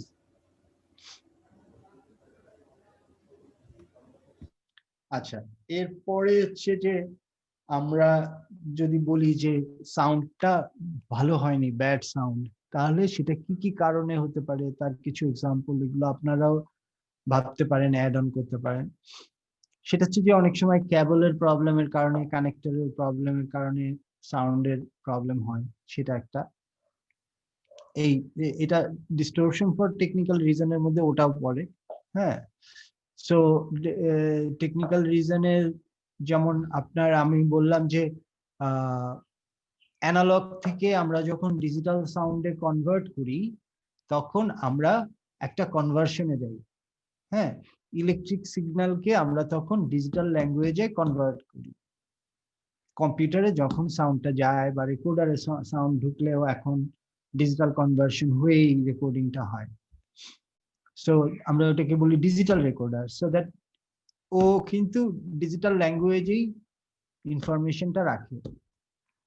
তো সেখানে যদি স্যাম্পল রেট যদি কম হয়, আমরা বলি 48 কিলো হার্জ মানে 48,000 পার সেকেন্ড, সেটা যদি কম টাইমে স্যাম্পল করে, হ্যাঁ, তাহলে ওটা মানে কোয়ালিটি হবে না। আমরা যেমন যে ভিডিওতে রেজোলিউশনের কথা বলি না, ওরকম একটা ফ্যাক্টর দাঁড়াবে। তো আবার বিট ডেপথের কারণেও কিন্তু সাউন্ড ডিস্টোরশন হতে পারে। সো এই দুটো জিনিস আমরা যদি ঠিক মতো না করি তাহলে মানে টেকনিক্যাল কারণে এটা মানে সাউন্ড খারাপ হবে। আরেকটা যেটা খুব ইম্পর্টেন্ট সেটা হচ্ছে যে not related with the story, মানে আমরা যে গল্পটা দেখছি সেই গল্পের সাথে রিলেট করে না সাউন্ডটা। কিরকম? সে ধরেন যে আমরা ঢাকা শহরের কাছেই একটা গ্রামের মতো সেট আপ পেয়ে গেলাম। যেই সেট আপটা থেকে যেই সেট আপে আমি হয়তো আমার ক্যামেরা ফ্রেমের জন্য কোনো প্রবলেম হবে না, আমি ক্যামেরা ফ্রেমে যতটুকু রাখবো সেইটুকু আসলে আমি বুঝতে পারবো না যে পাশেই শহর আছে। সো সেরকম একটা সেট আপে আমি হয়তো শুটিং করতে গেলাম, কিন্তু আমার আশেপাশে ওই সেট আপের আশেপাশেই হয়তো চারপাশেই শহর আছে, কিন্তু ওই বাড়িটা দেখতে গ্রামের বাড়ির মতো, ওই উঠোনটা গ্রামের উঠোনের মতো, এরকম সবকিছু ঠিকঠাক। তো একজন ক্যামেরাম্যান ওখানে ক্যামেরা বসিয়ে এটা ঘুরবে। তো যেটা বলছিলাম যে স্টোরির সাথে রিলেটেড না আসলে সাউন্ডটা, সেই কারণে এটা ব্যাড সাউন্ড ফিল্মের জন্য। সেটা কিরকম যে যেই লোকেশনে আমরা কাজ করছি সেই লোকেশনটার মানে গ্রামের সেট আপ আছে, কিন্তু তার চারপাশটা যেটা ক্যামেরাতে দেখবে না সেটা শহর। তো সেই কারণে দেখা যাচ্ছে যে ওখানে যে শব্দগুলো আমি পাচ্ছি সেই শব্দগুলো গল্পের সাথে বা গল্পের যে জগৎ সেই গল্পের সাথে যাচ্ছে না। এটা হতে পারে পিরিয়ড একটা ফিল্ম, যে সে ধরেন যে আপনি 71 নিয়ে কাজ করবেন, কিন্তু আপনি আবার ঠিকই একটা গ্রামে গেলেন এবং দেখতেও গ্রাম, আসলেও গ্রাম, সবই ঠিক আছে, কিন্তু গ্রামে আপনারা জানেন কিনা এখন এক ধরনের ব্যাটারি কার চলে।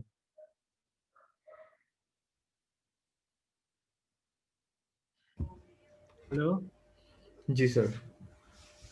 আপনারা দেখেছেন যে গ্রামে এখন এক ধরনের ব্যাটারি কার চলে, তার মধ্যে এক ধরনের চাইনিজ স্পিকার থাকে যেগুলো ট্যাটু ট্যাটু করতে থাকে এরকম। জি স্যার, দেখেছি। জি স্যার।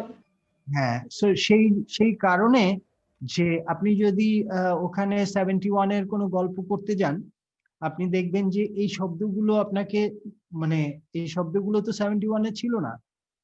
সো এটা আপনার জন্য মানে অফকোর্স মানে not related to the story, কারণ ওই সময়ের যে গল্প, ওই গল্পের মধ্যে এই ধরনের কোনো শব্দ ছিল না। তার মানে আপনি কিন্তু পিরিয়ড ছবি ওই রকম সিচুয়েশনে আপনি করতে পারবেন না রেকর্ডিং। হ্যাঁ, সো সেটা একটা ইস্যুস, যে আমরা মনে করি যে ইভেন ফার্মগেট ওভারব্রিজের উপরে সাউন্ড রেকর্ডিং করা সম্ভব। হ্যাঁ, ডায়লগ পাবেন আপনি, কারণ আপনার ব্যাকড্রপটা যদি হয় ফার্মগেট ওভারব্রিজ, হ্যাঁ, যে আপনি যেই গল্পের মধ্যে জায়গাটা ওরকম একটা বিজি স্পট, হ্যাঁ, আপনি গুলিস্তানে ডায়লগ রেকর্ডিং করা সম্ভব। হ্যাঁ, তো কিন্তু আপনার গল্পটা হতে হবে ওরকম বিজি প্লেসে, তাহলে এটা কোনো প্রবলেম না। কিন্তু আপনি এক ধরনের গল্প আরেক ধরনের স্পেসে শুট করলে তখন এই প্রবলেম গুলো তৈরি হচ্ছে। এইটা ফিল্মের জন্য অফকোর্স ব্যাড সাউন্ড। বোঝা গেছে জিনিসটা? জি স্যার। জি স্যার। Thank you. আর একটা হচ্ছে যে লো সিগন্যাল লেভেল। আমরা যেই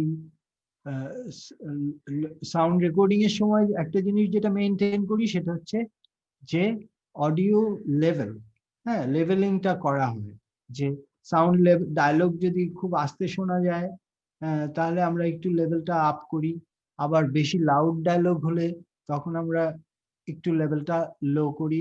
এই প্রসেসটা কিন্তু চলতে থাকে রেকর্ডিং এর সময়।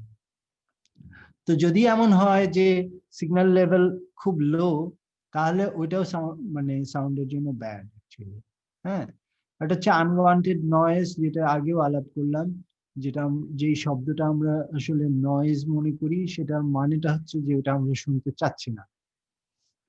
হ্যাঁ, আর একটা জিনিস খুব খেয়াল রাখতে হয়, যেটা আমরা হয়তো ফিল্মিং এর সময় অত একটা মানে মাথায় নেই না, কিন্তু ইটস ভেরি ইম্পর্টেন্ট, সেটা হলো যে আপনার সে ট্রলি, হ্যাঁ, ট্রলিতে যখন একটা শট চলে, হ্যাঁ, তখন ওই ট্রলিটা যে ট্র্যাকের উপর যে চলছে ওটার একটা শব্দ হয়, হ্যাঁ, ঘর ঘর ঘর ঘর করে একটা শব্দ হয়। সেই শব্দটা কিন্তু আমরা যদি মানে আমরা আমাদের রেকর্ডিং এ থাকে, সেটাও মানে সাউন্ডের জন্য প্রবলেম। সো ওইটা অনেক সময় আমরা যদি এরকম করতে পারি যে ট্র্যাকের উপরে একটু বরিক পাউডার দিয়ে দিতে পারি, অনেকটা কমে আসে এবং বাকিটা হয়তো পোস্ট প্রোডাকশনে ক্লিন আপ করা যায়। হ্যাঁ, আবার ফিল্ম ইকুইপমেন্টের মধ্যে লাইট গুলো যেগুলো জ্বলে, এগুলোর অনেক সময় দেখবেন যে এইচএমআই বা এই ধরনের লাইটে এক ধরনের ব্যালাস্ট থাকে, বেশ বড় দেখতে। হ্যাঁ, তো ওই ব্যালাস্ট গুলোর যদি প্রপার মেইনটেনেন্স না হয়, ক্লিনিং না করে লাইট হাউস গুলো, তখন ওগুলোর থেকে এক ধরনের হাম তৈরি হয়, হ্যাঁ, একটা নয়েজ আসে। তো সেই জিনিসগুলো মানে আপনারা যখন ফিল্মিং করবেন তখন মাথায় রাখতে হবে যে মানে এরকম ইকুইপমেন্ট আছে কিনা। আরেকটা হচ্ছে হাউস হোল্ড জিনিসগুলো, যেমন রেফ্রিজারেটর, হ্যাঁ, তারপরে এসি, তারপরে এরকম হাউস হোল্ড অনেক জিনিস আছে যেগুলো নয়েজ তৈরি করে। হ্যাঁ, তো আপনি হয়তো বলতে পারেন যে সমস্যা কি, ফ্রিজ তো মানুষের বাসায় থাকে এবং সেগুলো তো সাউন্ড করতেও পারে, এটা একটা আর্গুমেন্ট। তো এখন সেই আর্গুমেন্টের বিষয়ে কথাটা হচ্ছে যে আমরা অ্যাড অন করতে পারি, আমরা আলাদা করে ফ্রিজের আওয়াজটা ডায়লগে অ্যাড অন করতে পারি যদি আমরা চাই যে বাসার ফ্রিজের আওয়াজটা আমরা শুনবো। কিন্তু যে প্রবলেমটা হচ্ছে, আপনারা জানেন যে ফ্রিজ এবং এসি এই দুটো জিনিসের মধ্যে কম্প্রেসার থাকে এবং ও কিন্তু ওর time to time on off হয়। সো আপনি যখন দেখবেন যে একটা ডায়লগের উপরে কম্প্রেসারটা অন ছিল, আরেকটা ডায়লগের উপর নাই, তখন এটা সাউন্ড কন্টিনিউটির জন্য ঝামেলা। এবং সাউন্ড কন্টিনিউটি কিন্তু একটা বিগ ফ্যাক্টর, যেটা আপনাকে অল দ্য ওয়ে পুরো ফিল্মে মেনটেন করতে হয়। কস্টিউম মানে কন্টিনিউটি বা আদার কন্টিনিউটির মতো সাউন্ড কন্টিনিউটি বলেও একটা জিনিস আমাদেরকে কিন্তু মেনটেন করতে হয়। তো এই কম্প্রেসারের জিনিসটা যখন বারবার অন অফ হবে, দেখা যাবে কোনো ডায়লগে আছে কোনো ডায়লগে নাই। ও যদি সারাক্ষণ সমস্ত ডায়লগে অন থাকে তাহলে কিন্তু সেটা বড় সমস্যা না। কিন্তু ও যদি কখনো অফ কখনো অন, হ্যাঁ, যে ডায়লগটাতে আপনি হয়তো একটা শর্ট কাটলেন, ওর মানে একটা ডায়লগে আছে, পরের ডায়লগটাতে কম্প্রেশন নাই। হ্যাঁ, কম্প্রেশন জিনিসটা তো আপনারা বুঝতে পারেন সবাই, তাই না? যে ফ্রিজে জি স্যার, একটা সাউন্ড করে। জি মানে ফ্রিজের মধ্যে অন হয় এবং অফ হয় না, তো সেই জায়গাটা, তো সেই বিষয়গুলো আমাদেরকে মাথায় রাখতে হবে যে হাউস হোল্ড জিনিস, ফিল্ম ইকুইপমেন্ট, এগুলো মানে আমাদের কনসিয়াস থাকতে হবে যে যাতে ইয়ে না হয়। ওকে, সো শর্টগান মাইক্রোফোন নিয়ে অনেক কথা বলছি, তার মধ্যে ফ্যান্টম পাওয়ার আসছে।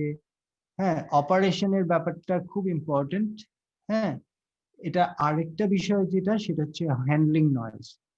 হ্যাঁ, এই বুম অপারেশনের ক্ষেত্রে যে বুম অপারেটর যে বুম পোল দিয়ে মাইক্রোফোনটাকে অপারেট করছে, তার মানে আমরা জানি যে কঠিন, তরল এবং বায়বীয় তিনটা মাধ্যমেই শব্দ পরিবহন হতে পারে।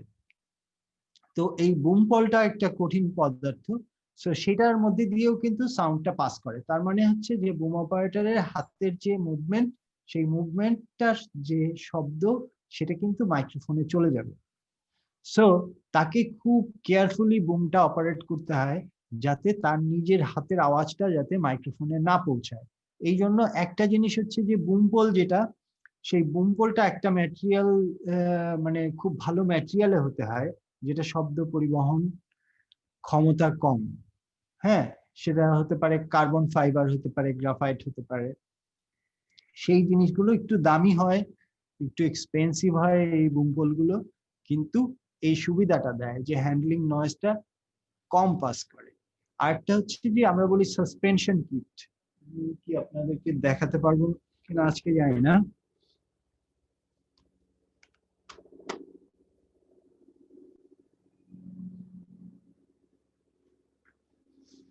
সো যেটা হয় যে মাইক্রোফোন যেই প্ল্যাটফর্মটার উপর বসবে ওটা এক ধরনের কম শব্দ পরিবহন করে এমন ম্যাটেরিয়াল দিয়ে বানাতে হয়।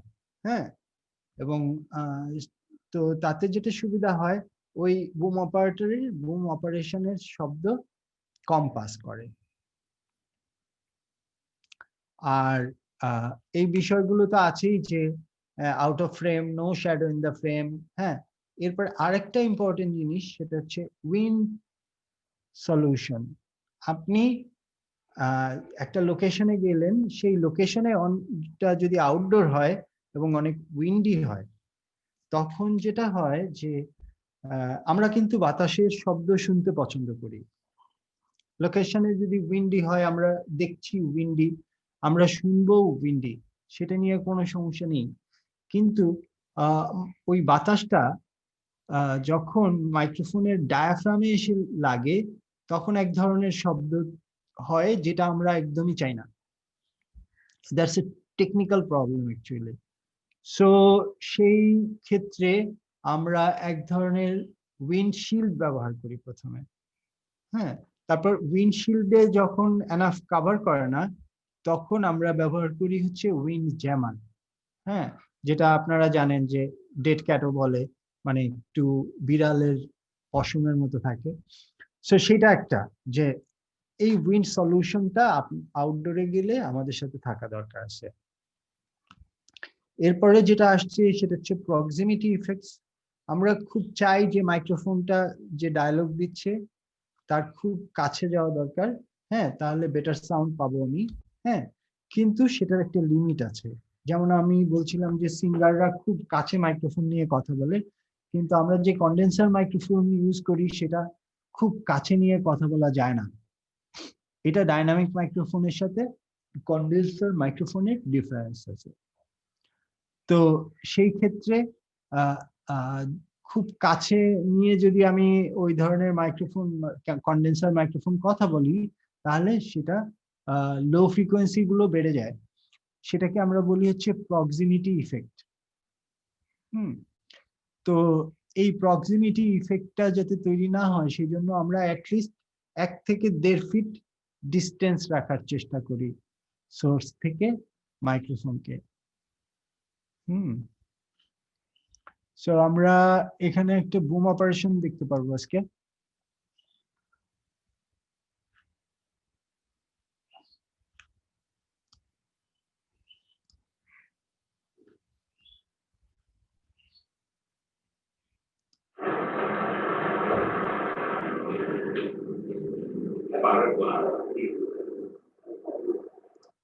আমি জাস্ট বলে নিতে চাই যে সরি, এখানে আমরা যে শব্দটা শুনছি সেটা এই মাইক্রোফোনের না, ওটা বিহাইন্ড দ্য সিনের একটা ক্যামেরার সাউন্ড। আর ওর অপারেশন গুলো আমরা দেখতে চাই যে মানে একজন বোম অপারেটর সে যদি প্রপারলি তার সিন যদি জানা না থাকে যে এই দৃশ্যে কে কখন ডায়লগ ডেলিভার করবে, এটা যদি সে না জানে তাহলে তার পক্ষে এই কাজটা করা সম্ভব না। তার মানে কি, একজন বুম অপারেটরকে বিফোর দ্য শুট তাকে ওই সিনটা শুরুর আগেই পুরো স্ক্রিপ্টটা মুখস্থ করে ফেলতে হয় যে কার পরে কার ডায়লগ, কার পরে কার ডায়লগ, কার পরে কার ডায়লগ। সো আপনারা একটু দেখি এই দৃশ্যটা।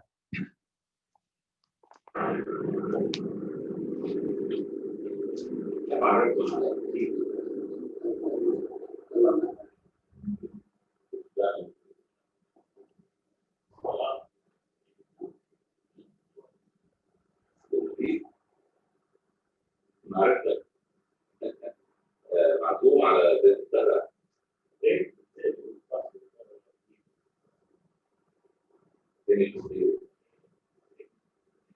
طيب أنا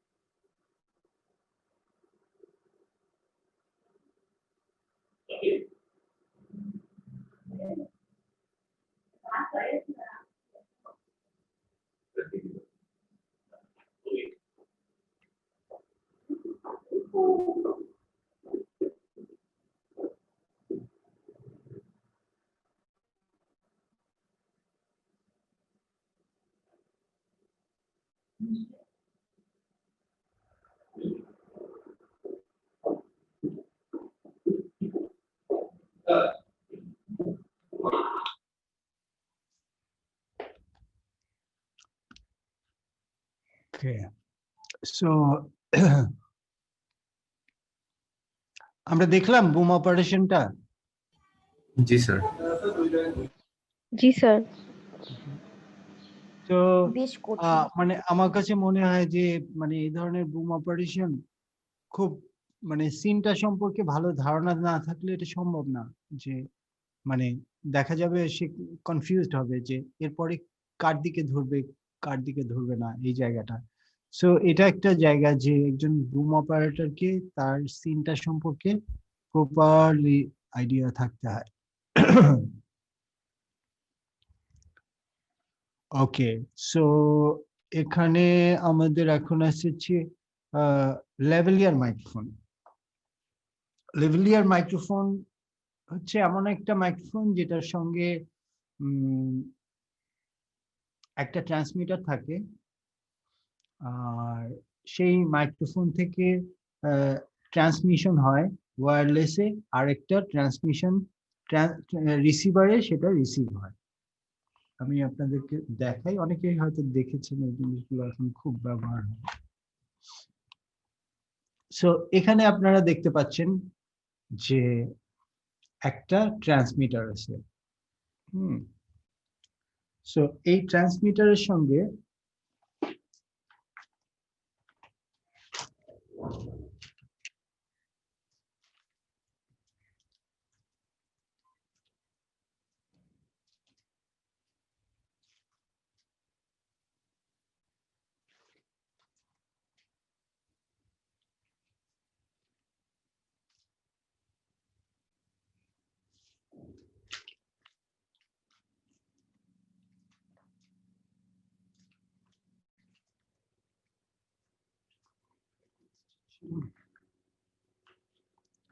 সো এই ধরনের একটা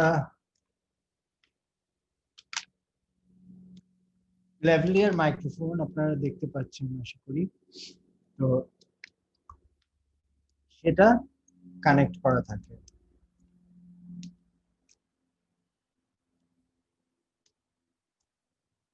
সাউন্ডটা প্রথমে এই ল্যাভেলিয়ার মাইক্রোফোনে যায়, সেখান থেকে এই ট্রান্সমিটারে যাচ্ছে, এই ট্রান্সমিটারে যাচ্ছে, এই ট্রান্সমিটার থেকে এই ধরনের একটা রিসিভারে যায়। সেই রিসিভারটা রেকর্ডার বা মিক্সারের সঙ্গে কানেক্ট করা থাকে। সো সেইভাবে আমরা ওটা মিক্সার বা রেকর্ডারে পেয়ে যাই সাউন্ডটা। তো এখানে আপনারা অবশ্যই কখনো না কখনো ব্যবহার করবেন এই জিনিসগুলো, সেই জন্য ভালোভাবে দেখিয়ে দেয়া যে এই দুটো ডিভাইস একই রকম। এখন এর মধ্যে কোনটা আসলে ট্রান্সমিটার আর কোনটা রিসিভার সেটা আমরা খুব দ্রুত কিভাবে বুঝতে পারবো? হ্যাঁ, আপনারা দেখবেন যে এখানে একটা সুইচ আছে, যেই ডিভাইসটাতে এই সুইচটা আছে দ্যাট ইজ ইউর ট্রান্সমিটার, আর এখানে কোনো সুইচ নেই, so this is your receiver. এখন এটার কোয়ালিটি মেইনটেনেন্সটা কি আছে? কোয়ালিটি মেইনটেনেন্স ফার্স্ট হচ্ছে যে আপনার অডিও লেভেল, হ্যাঁ, অডিও লেভেলটা মেইনটেইন করার ব্যাপার। আপনারা যদি এই ধরনের জিনিস ব্যবহার করেন, প্রথমেই দেখবেন যে ট্রান্সমিটারে একটা মেনু থাকবে,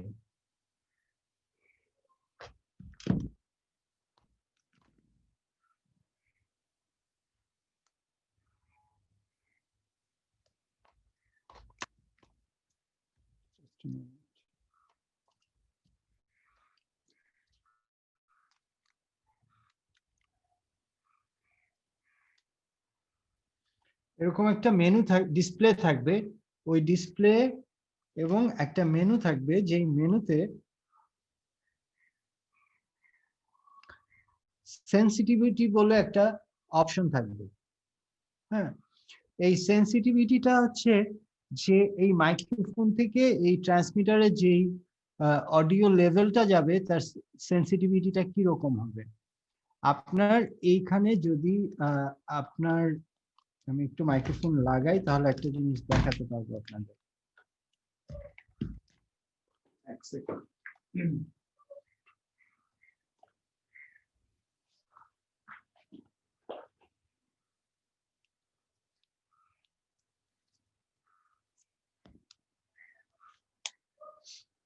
এখানে ডিসপ্লেতে আপনারা দেখতে পাচ্ছেন কিনা আমি জানি না, কিন্তু সেন্সিটিভিটি লেখা একটা অপশন আছে, দেখতে পাচ্ছেন?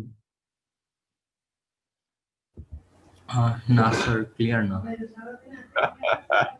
ওকে, বাট আপনারা জেনে রাখেন, মানে এই ধরনের ক্লাস মানে অনলাইনে নেওয়া খুবই ডিফিকাল্ট, আমরা চেষ্টা করি না। সো এখানে এই সেন্সিটিভিটি অপশনে গেলে আপনারা দেখবেন যে এটা মানে ওরকম 0 থেকে, হ্যাঁ, +6 আছে, +12 আছে, আবার -15, -12, -30 এরকম অপশন গুলো আছে।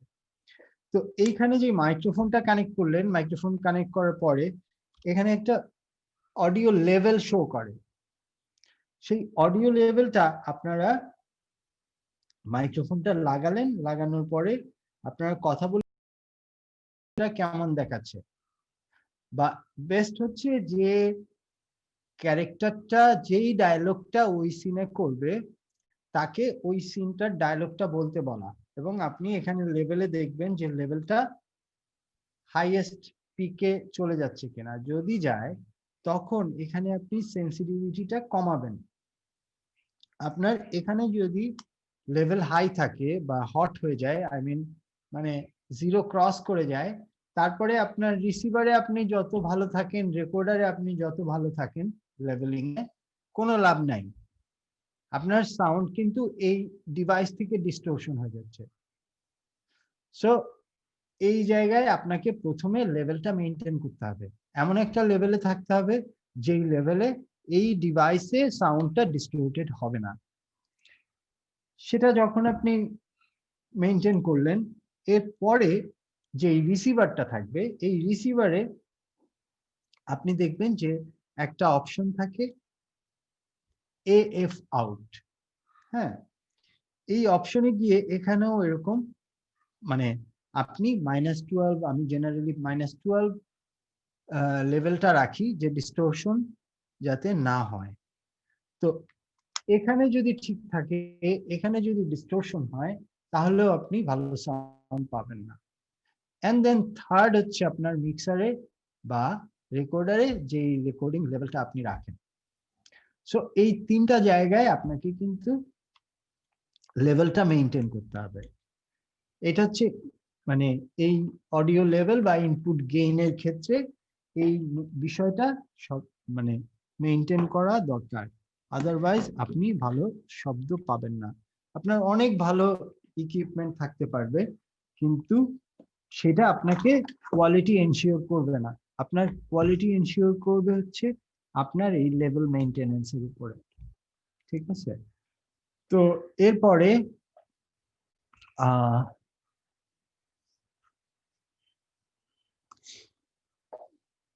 যেটা আসছে যে এই মাইক্রোফোনটা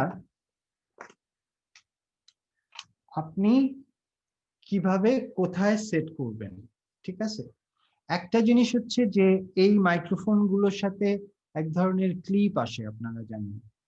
সো সেই ক্লিপ দিয়ে আপনি হয়তো এখানে লাগিয়ে দিতে পারেন এরকম একটা জায়গায়, কিন্তু সেটা হয়তো আপনার ডকুমেন্টারির ক্ষেত্রেও অডিয়েন্স ফরগিভ করবে, কিন্তু এটা যদি ফিকশন হয় তাহলে তো আপনি এই মাইক্রোফোনটা দেখাতে পারেন না। আপনাকে অবশ্যই মাইক্রোফোনটাকে হাইড করতে হবে। হ্যাঁ, সো এই মাইক্রোফোনটা যদি হাইড করতে হয় তখন আর ওই ক্লিপটা ব্যবহার উপযোগী থাকে না। হ্যাঁ, তখন আপনি ক্লিপটা এটা থেকে খুলে ফেলতে হবে। হ্যাঁ, খুলে ফেলে তখন আপনি এটা হয় মানে সার্জিক্যাল টেপ ইউজ করতে হবে, বা অন্য ধরনের হাইড করার জন্য ভ্যাম্পায়ার ক্লিপ বা অন্য ধরনের ক্লিপ পাওয়া যায় এক্সট্রা অ্যাক্সেসরি হিসেবে, সেগুলো আপনারা কালেক্ট করতে পারেন। আমি জেনারেলি মানে ভ্যাম্পায়ার ক্লিপ আর ওই সার্জিক্যাল টেপ ব্যবহার করি। তো আপনারা সার্জিক্যাল টেপ দিয়ে এটা মানে কাপড়ের নিচে লাগিয়ে দিতে হবে। এখন সেটা কোন পজিশনে, সে অনেক সময় আপনারা দেখবেন যে টিভি রিপোর্টাররা তারা এরকম একটা জায়গায় ক্লিপ করে, এরকম জায়গায় বা এরকম জায়গায় ক্লিপ করে। আমাদের ফিকশনের ক্ষেত্রে আমরা যদি এই কাজটা করি তাহলে যেই প্রবলেমটা হবে সেটা হচ্ছে যে আপনারা একটা জিনিস খেয়াল করছেন নিশ্চয়ই, যে টিভি প্রেজেন্টাররা যখন কথা বলে তখন স্ট্রেইট সামনে কথা বলে, ওরা কিন্তু ডাইনে বায়ে ঘুরবে না। হ্যাঁ, তো তাতে যেটা হয় ওদের লেভেলটা সেম থাকে, ওরা এই পাশে লাগাক আর এই পাশে লাগাক। কিন্তু আমাদের আর্টিস্ট যারা ফিকশনে যারা অ্যাক্টিং করবে তাদের কিন্তু এই বাধ্যবাধকতা নেই যে তারা সামনে তাকিয়ে কথা বলবে। হ্যাঁ, তো তখন কি হবে, তখন তারা যখন ডানে তাকিয়ে কথা বলবে অনেক লাউড হবে, আর বায়ে তাকিয়ে কথা বললে লেভেল কমে যাবে। ঠিক আছে? জি স্যার। जी सर। সো আমাদেরকে সেন্টারে আসতে হবে। হ্যাঁ, সেন্টারে আসতে হবে। এবং আমরা এর আগেই আলাপ করলাম যে প্রক্সিমিটি ইফেক্ট বলে একটা ইফেক্ট আছে, যেটা এই মাইক্রোফোন খুব কাছাকাছি চলে গেলে প্রক্সিমিটি ইফেক্ট আসে। তো সেটার জন্য আমরা অ্যাটলিস্ট লেভেলিয়ার মাইক্রোফোনের ক্ষেত্রে এই ডিস্টেন্সটা রাখবো। হ্যাঁ, সো এরকম একটা জায়গায় আমাদের মাইক্রোফোনটা থাকবে। ঠিক আছে? এখন আমাদের এই যে টি শার্টে আপনি দেখেন যে এই জায়গায় একটু ভারী আছে, তাই না? একটু ডাবল ট্রিপল লেয়ার আছে। সো এই লেয়ারের নিচে আমরা মাইক্রোফোনটা দিতে চাইবো না, তাহলে হাই ফ্রিকোয়েন্সিটা কমে যাবে। সো আমরা চাইবো এরকম একটা জায়গায়, কিন্তু জাস্ট বিসাইড দ্যাট, মানে এই স্ট্রিপটার একদম পাশে, এই পাশে অথবা এই পাশে। আপনারা দেখতে পাচ্ছেন? জি স্যার। जी सर मोटामोटी। তো এই এই এই পাশটাতে অথবা এই পাশটাতে, কারণ এই ভারী জিনিসটার নিচে আপনি যদি মাইক্রোফোন দেন তাহলে ভয়েসটা কোয়ালিটি ডিস্টোরশন হবে, সেটা একটা। আর হচ্ছে যে মানে আপনি যদি এখানে দেন, হ্যাঁ, সে আমরা যদি এখানে দিই তাহলে আমাদের ভয়েস সোর্স হচ্ছে এই যে লিপ থেকে ডেলিভারিটা হচ্ছে, এই থুতনির কারণে এই জায়গা থেকে এই মাঝখানে শ্যাডোর মতো কাজ করছে। সো আমরা এটাও পছন্দ করব না। আর সো আমাদের জন্য বেস্ট হচ্ছে এরকম একটা সেন্টার প্লেস এই পাশে অথবা এই পাশে, এবং সেটা এক ধরনের সার্জিক্যাল টেপ আমরা ইউজ করব। আমরা অন্য কোনো টেপ ইউজ করব না, কারণ হচ্ছে যে অ্যালার্জি কারণে যে স্কিনের প্রবলেম হবে। সার্জিক্যাল টেপ যেহেতু মানুষের স্কিনের জন্য, অবশ্যই আমরা সার্জিক্যাল টেপ ব্যবহার করব। এরপরে আসি যে যেটা হয় যে আপনি যদি এই ধরনের মাইক্রোফোন ইউজ করতে যান, আপনি দেখবেন যে আর্টিস্ট যখন মুভ করে তখন এই কাপড়ের থেকে নানা রকম মানে রাসেল তৈরি হয় আর কি, খসখসে শব্দ পাওয়া যায় একটা, সে মুভ করছে শব্দ হচ্ছে। সো সেটার জন্য যেটা করতে হয় সেটা হচ্ছে ল্যাভলিয়ার মাইক্রোফোন দেওয়ার পরে আরো 2-3টা জায়গায় এরকম টেপিং করতে হয় আন্ডারগার্মেন্ট, এবং সেই টেপিং করলে তখন ওই কেবলটা খুব বেশি মুভ করে না আর ওই আওয়াজটা হয় না। আর একটা জিনিস হচ্ছে যে মানে এই এক্সট্রা কেবল থাকলে সেটা যাতে মানে টাইট বেশি না থাকে, ওটা টাইট থাকলে তখন ওটা বডি মুভমেন্টের সাথে টান লাগলে তখনও একটা শব্দ হয়। এই জিনিসগুলো মেনটেন করা লেভেলের ক্ষেত্রে। আর হচ্ছে যে অনেক সময় যেটা হয় যে অর্নামেন্ট, হ্যাঁ, আমরা এরকম একটা জায়গায় পড়ি, মাইক্রোফোনটা রাখতে চাই যার কাছাকাছি কিন্তু মানে অনেক অর্নামেন্ট পড়া হয়। সো আর্টিস্টের যদি অর্নামেন্ট পড়তে হয় গল্পের কারণে, আপনি কিন্তু এজ এ সাউন্ড রেকর্ডিস্ট না করতে পারবেন না। তো সেই কারণে আপনাকে যেটা করতে হবে যে অর্নামেন্টটা থেকে মানে যতটা ডিস্টেন্সে মাইক্রোফোনটাকে রাখা যায় সেটার একটা চেষ্টা। আর হচ্ছে যে অর্নামেন্টটা আপনি সে দুটো সুই, একটা সুই আর সুতো নিয়ে একটু এখানে একটা সেলাই দিয়ে এখানে আটকে দেয়া, এখানে আটকে দেয়া, তাহলে ওই অর্নামেন্টটা মাইক্রোফোনের উপরে এসে পড়বে না যদি ওরকম সিচুয়েশন হয়। হ্যাঁ, সেই জিনিসটা অর্নামেন্টের ক্ষেত্রে এই প্রবলেম গুলো তৈরি হয়। আর বড় মাইক্রোফোনের মতো এই ল্যাভেলিয়ার ছোট মাইক্রোফোনেও বাতাস একই রকম ঝামেলা করে, এটার জন্য ছোট আলাদা উইন্ডশিল্ড পাওয়া যায়, হ্যাঁ, সেগুলো লাগিয়ে দিতে হয়। আরেকটা হচ্ছে যে এটা যেহেতু ওয়্যারলেস ডিভাইস, হ্যাঁ, এই ওয়্যারলেস ডিভাইসে যেটা হয় যে একই ফ্রিকোয়েন্সিতে অন্য কেউ যদি কাছাকাছি কোনো ফ্রিকোয়েন্সিতে অপারেট করে, সে আপনি যদি দেখা যায় যে পুলিশ, আর্মি, ট্রাফিক, ওরাও তো একই ধরনের ওয়্যারলেস ফ্রিকোয়েন্সি ব্যবহার করছে। সো ওইটা অনেক সময় ইন্টারাপশন তৈরি হয়, তখন আপনাকে এটা ফ্রিকোয়েন্সি গুলোকে আবার রিসেট করতে হয়, হ্যাঁ, স্ক্যান করতে হয়। এই ডিভাইসের মধ্যেই অপশন আছে যে ফ্রিকোয়েন্সি স্ক্যান করে ফ্রি ফ্রিকোয়েন্সি কোনগুলো আছে সে আপনাকে ওই অপশনগুলো দিবে, সেই অপশনগুলোতে সুইচ করতে হয়। সো সেইভাবে ফ্রিকোয়েন্সি ইন্টারাপশনটা থেকে বাঁচা যায়। আর নানা রকম এক্সেসরিজ আছে যেগুলো খুবই হেল্প করে, হ্যাঁ, নানা রকম মাউন্ট থাকে, টেপ থাকে, উইন্ডশিল্ড থাকে, এই এক্সেসরিজ গুলো পাওয়া যায় এই ধরনের প্রফেশনের জন্য। সো আজকে এই পর্যন্ত। এই কি বলে লোকেশন সাউন্ডের আপনার কিছু প্রি প্রোডাকশন, কিছু প্রোডাকশন টাইমের যেই প্র্যাকটিস গুলো সেগুলো আজকে বাকি রইলো। আগামী দিন আমরা এই লোকেশন সাউন্ডের প্রি প্রোডাকশন, প্রোডাকশন, হ্যাঁ, এগুলো নিয়ে কথা বলবো, ঠিক আছে? জি স্যার। আর আপনাদের আজকের আলোচনা থেকে যদি কোনো প্রশ্ন থাকে সেগুলো করতে পারেন, আদারওয়াইজ আজকে শেষ করব। কেউ প্রশ্ন থাকলে করতে পারেন।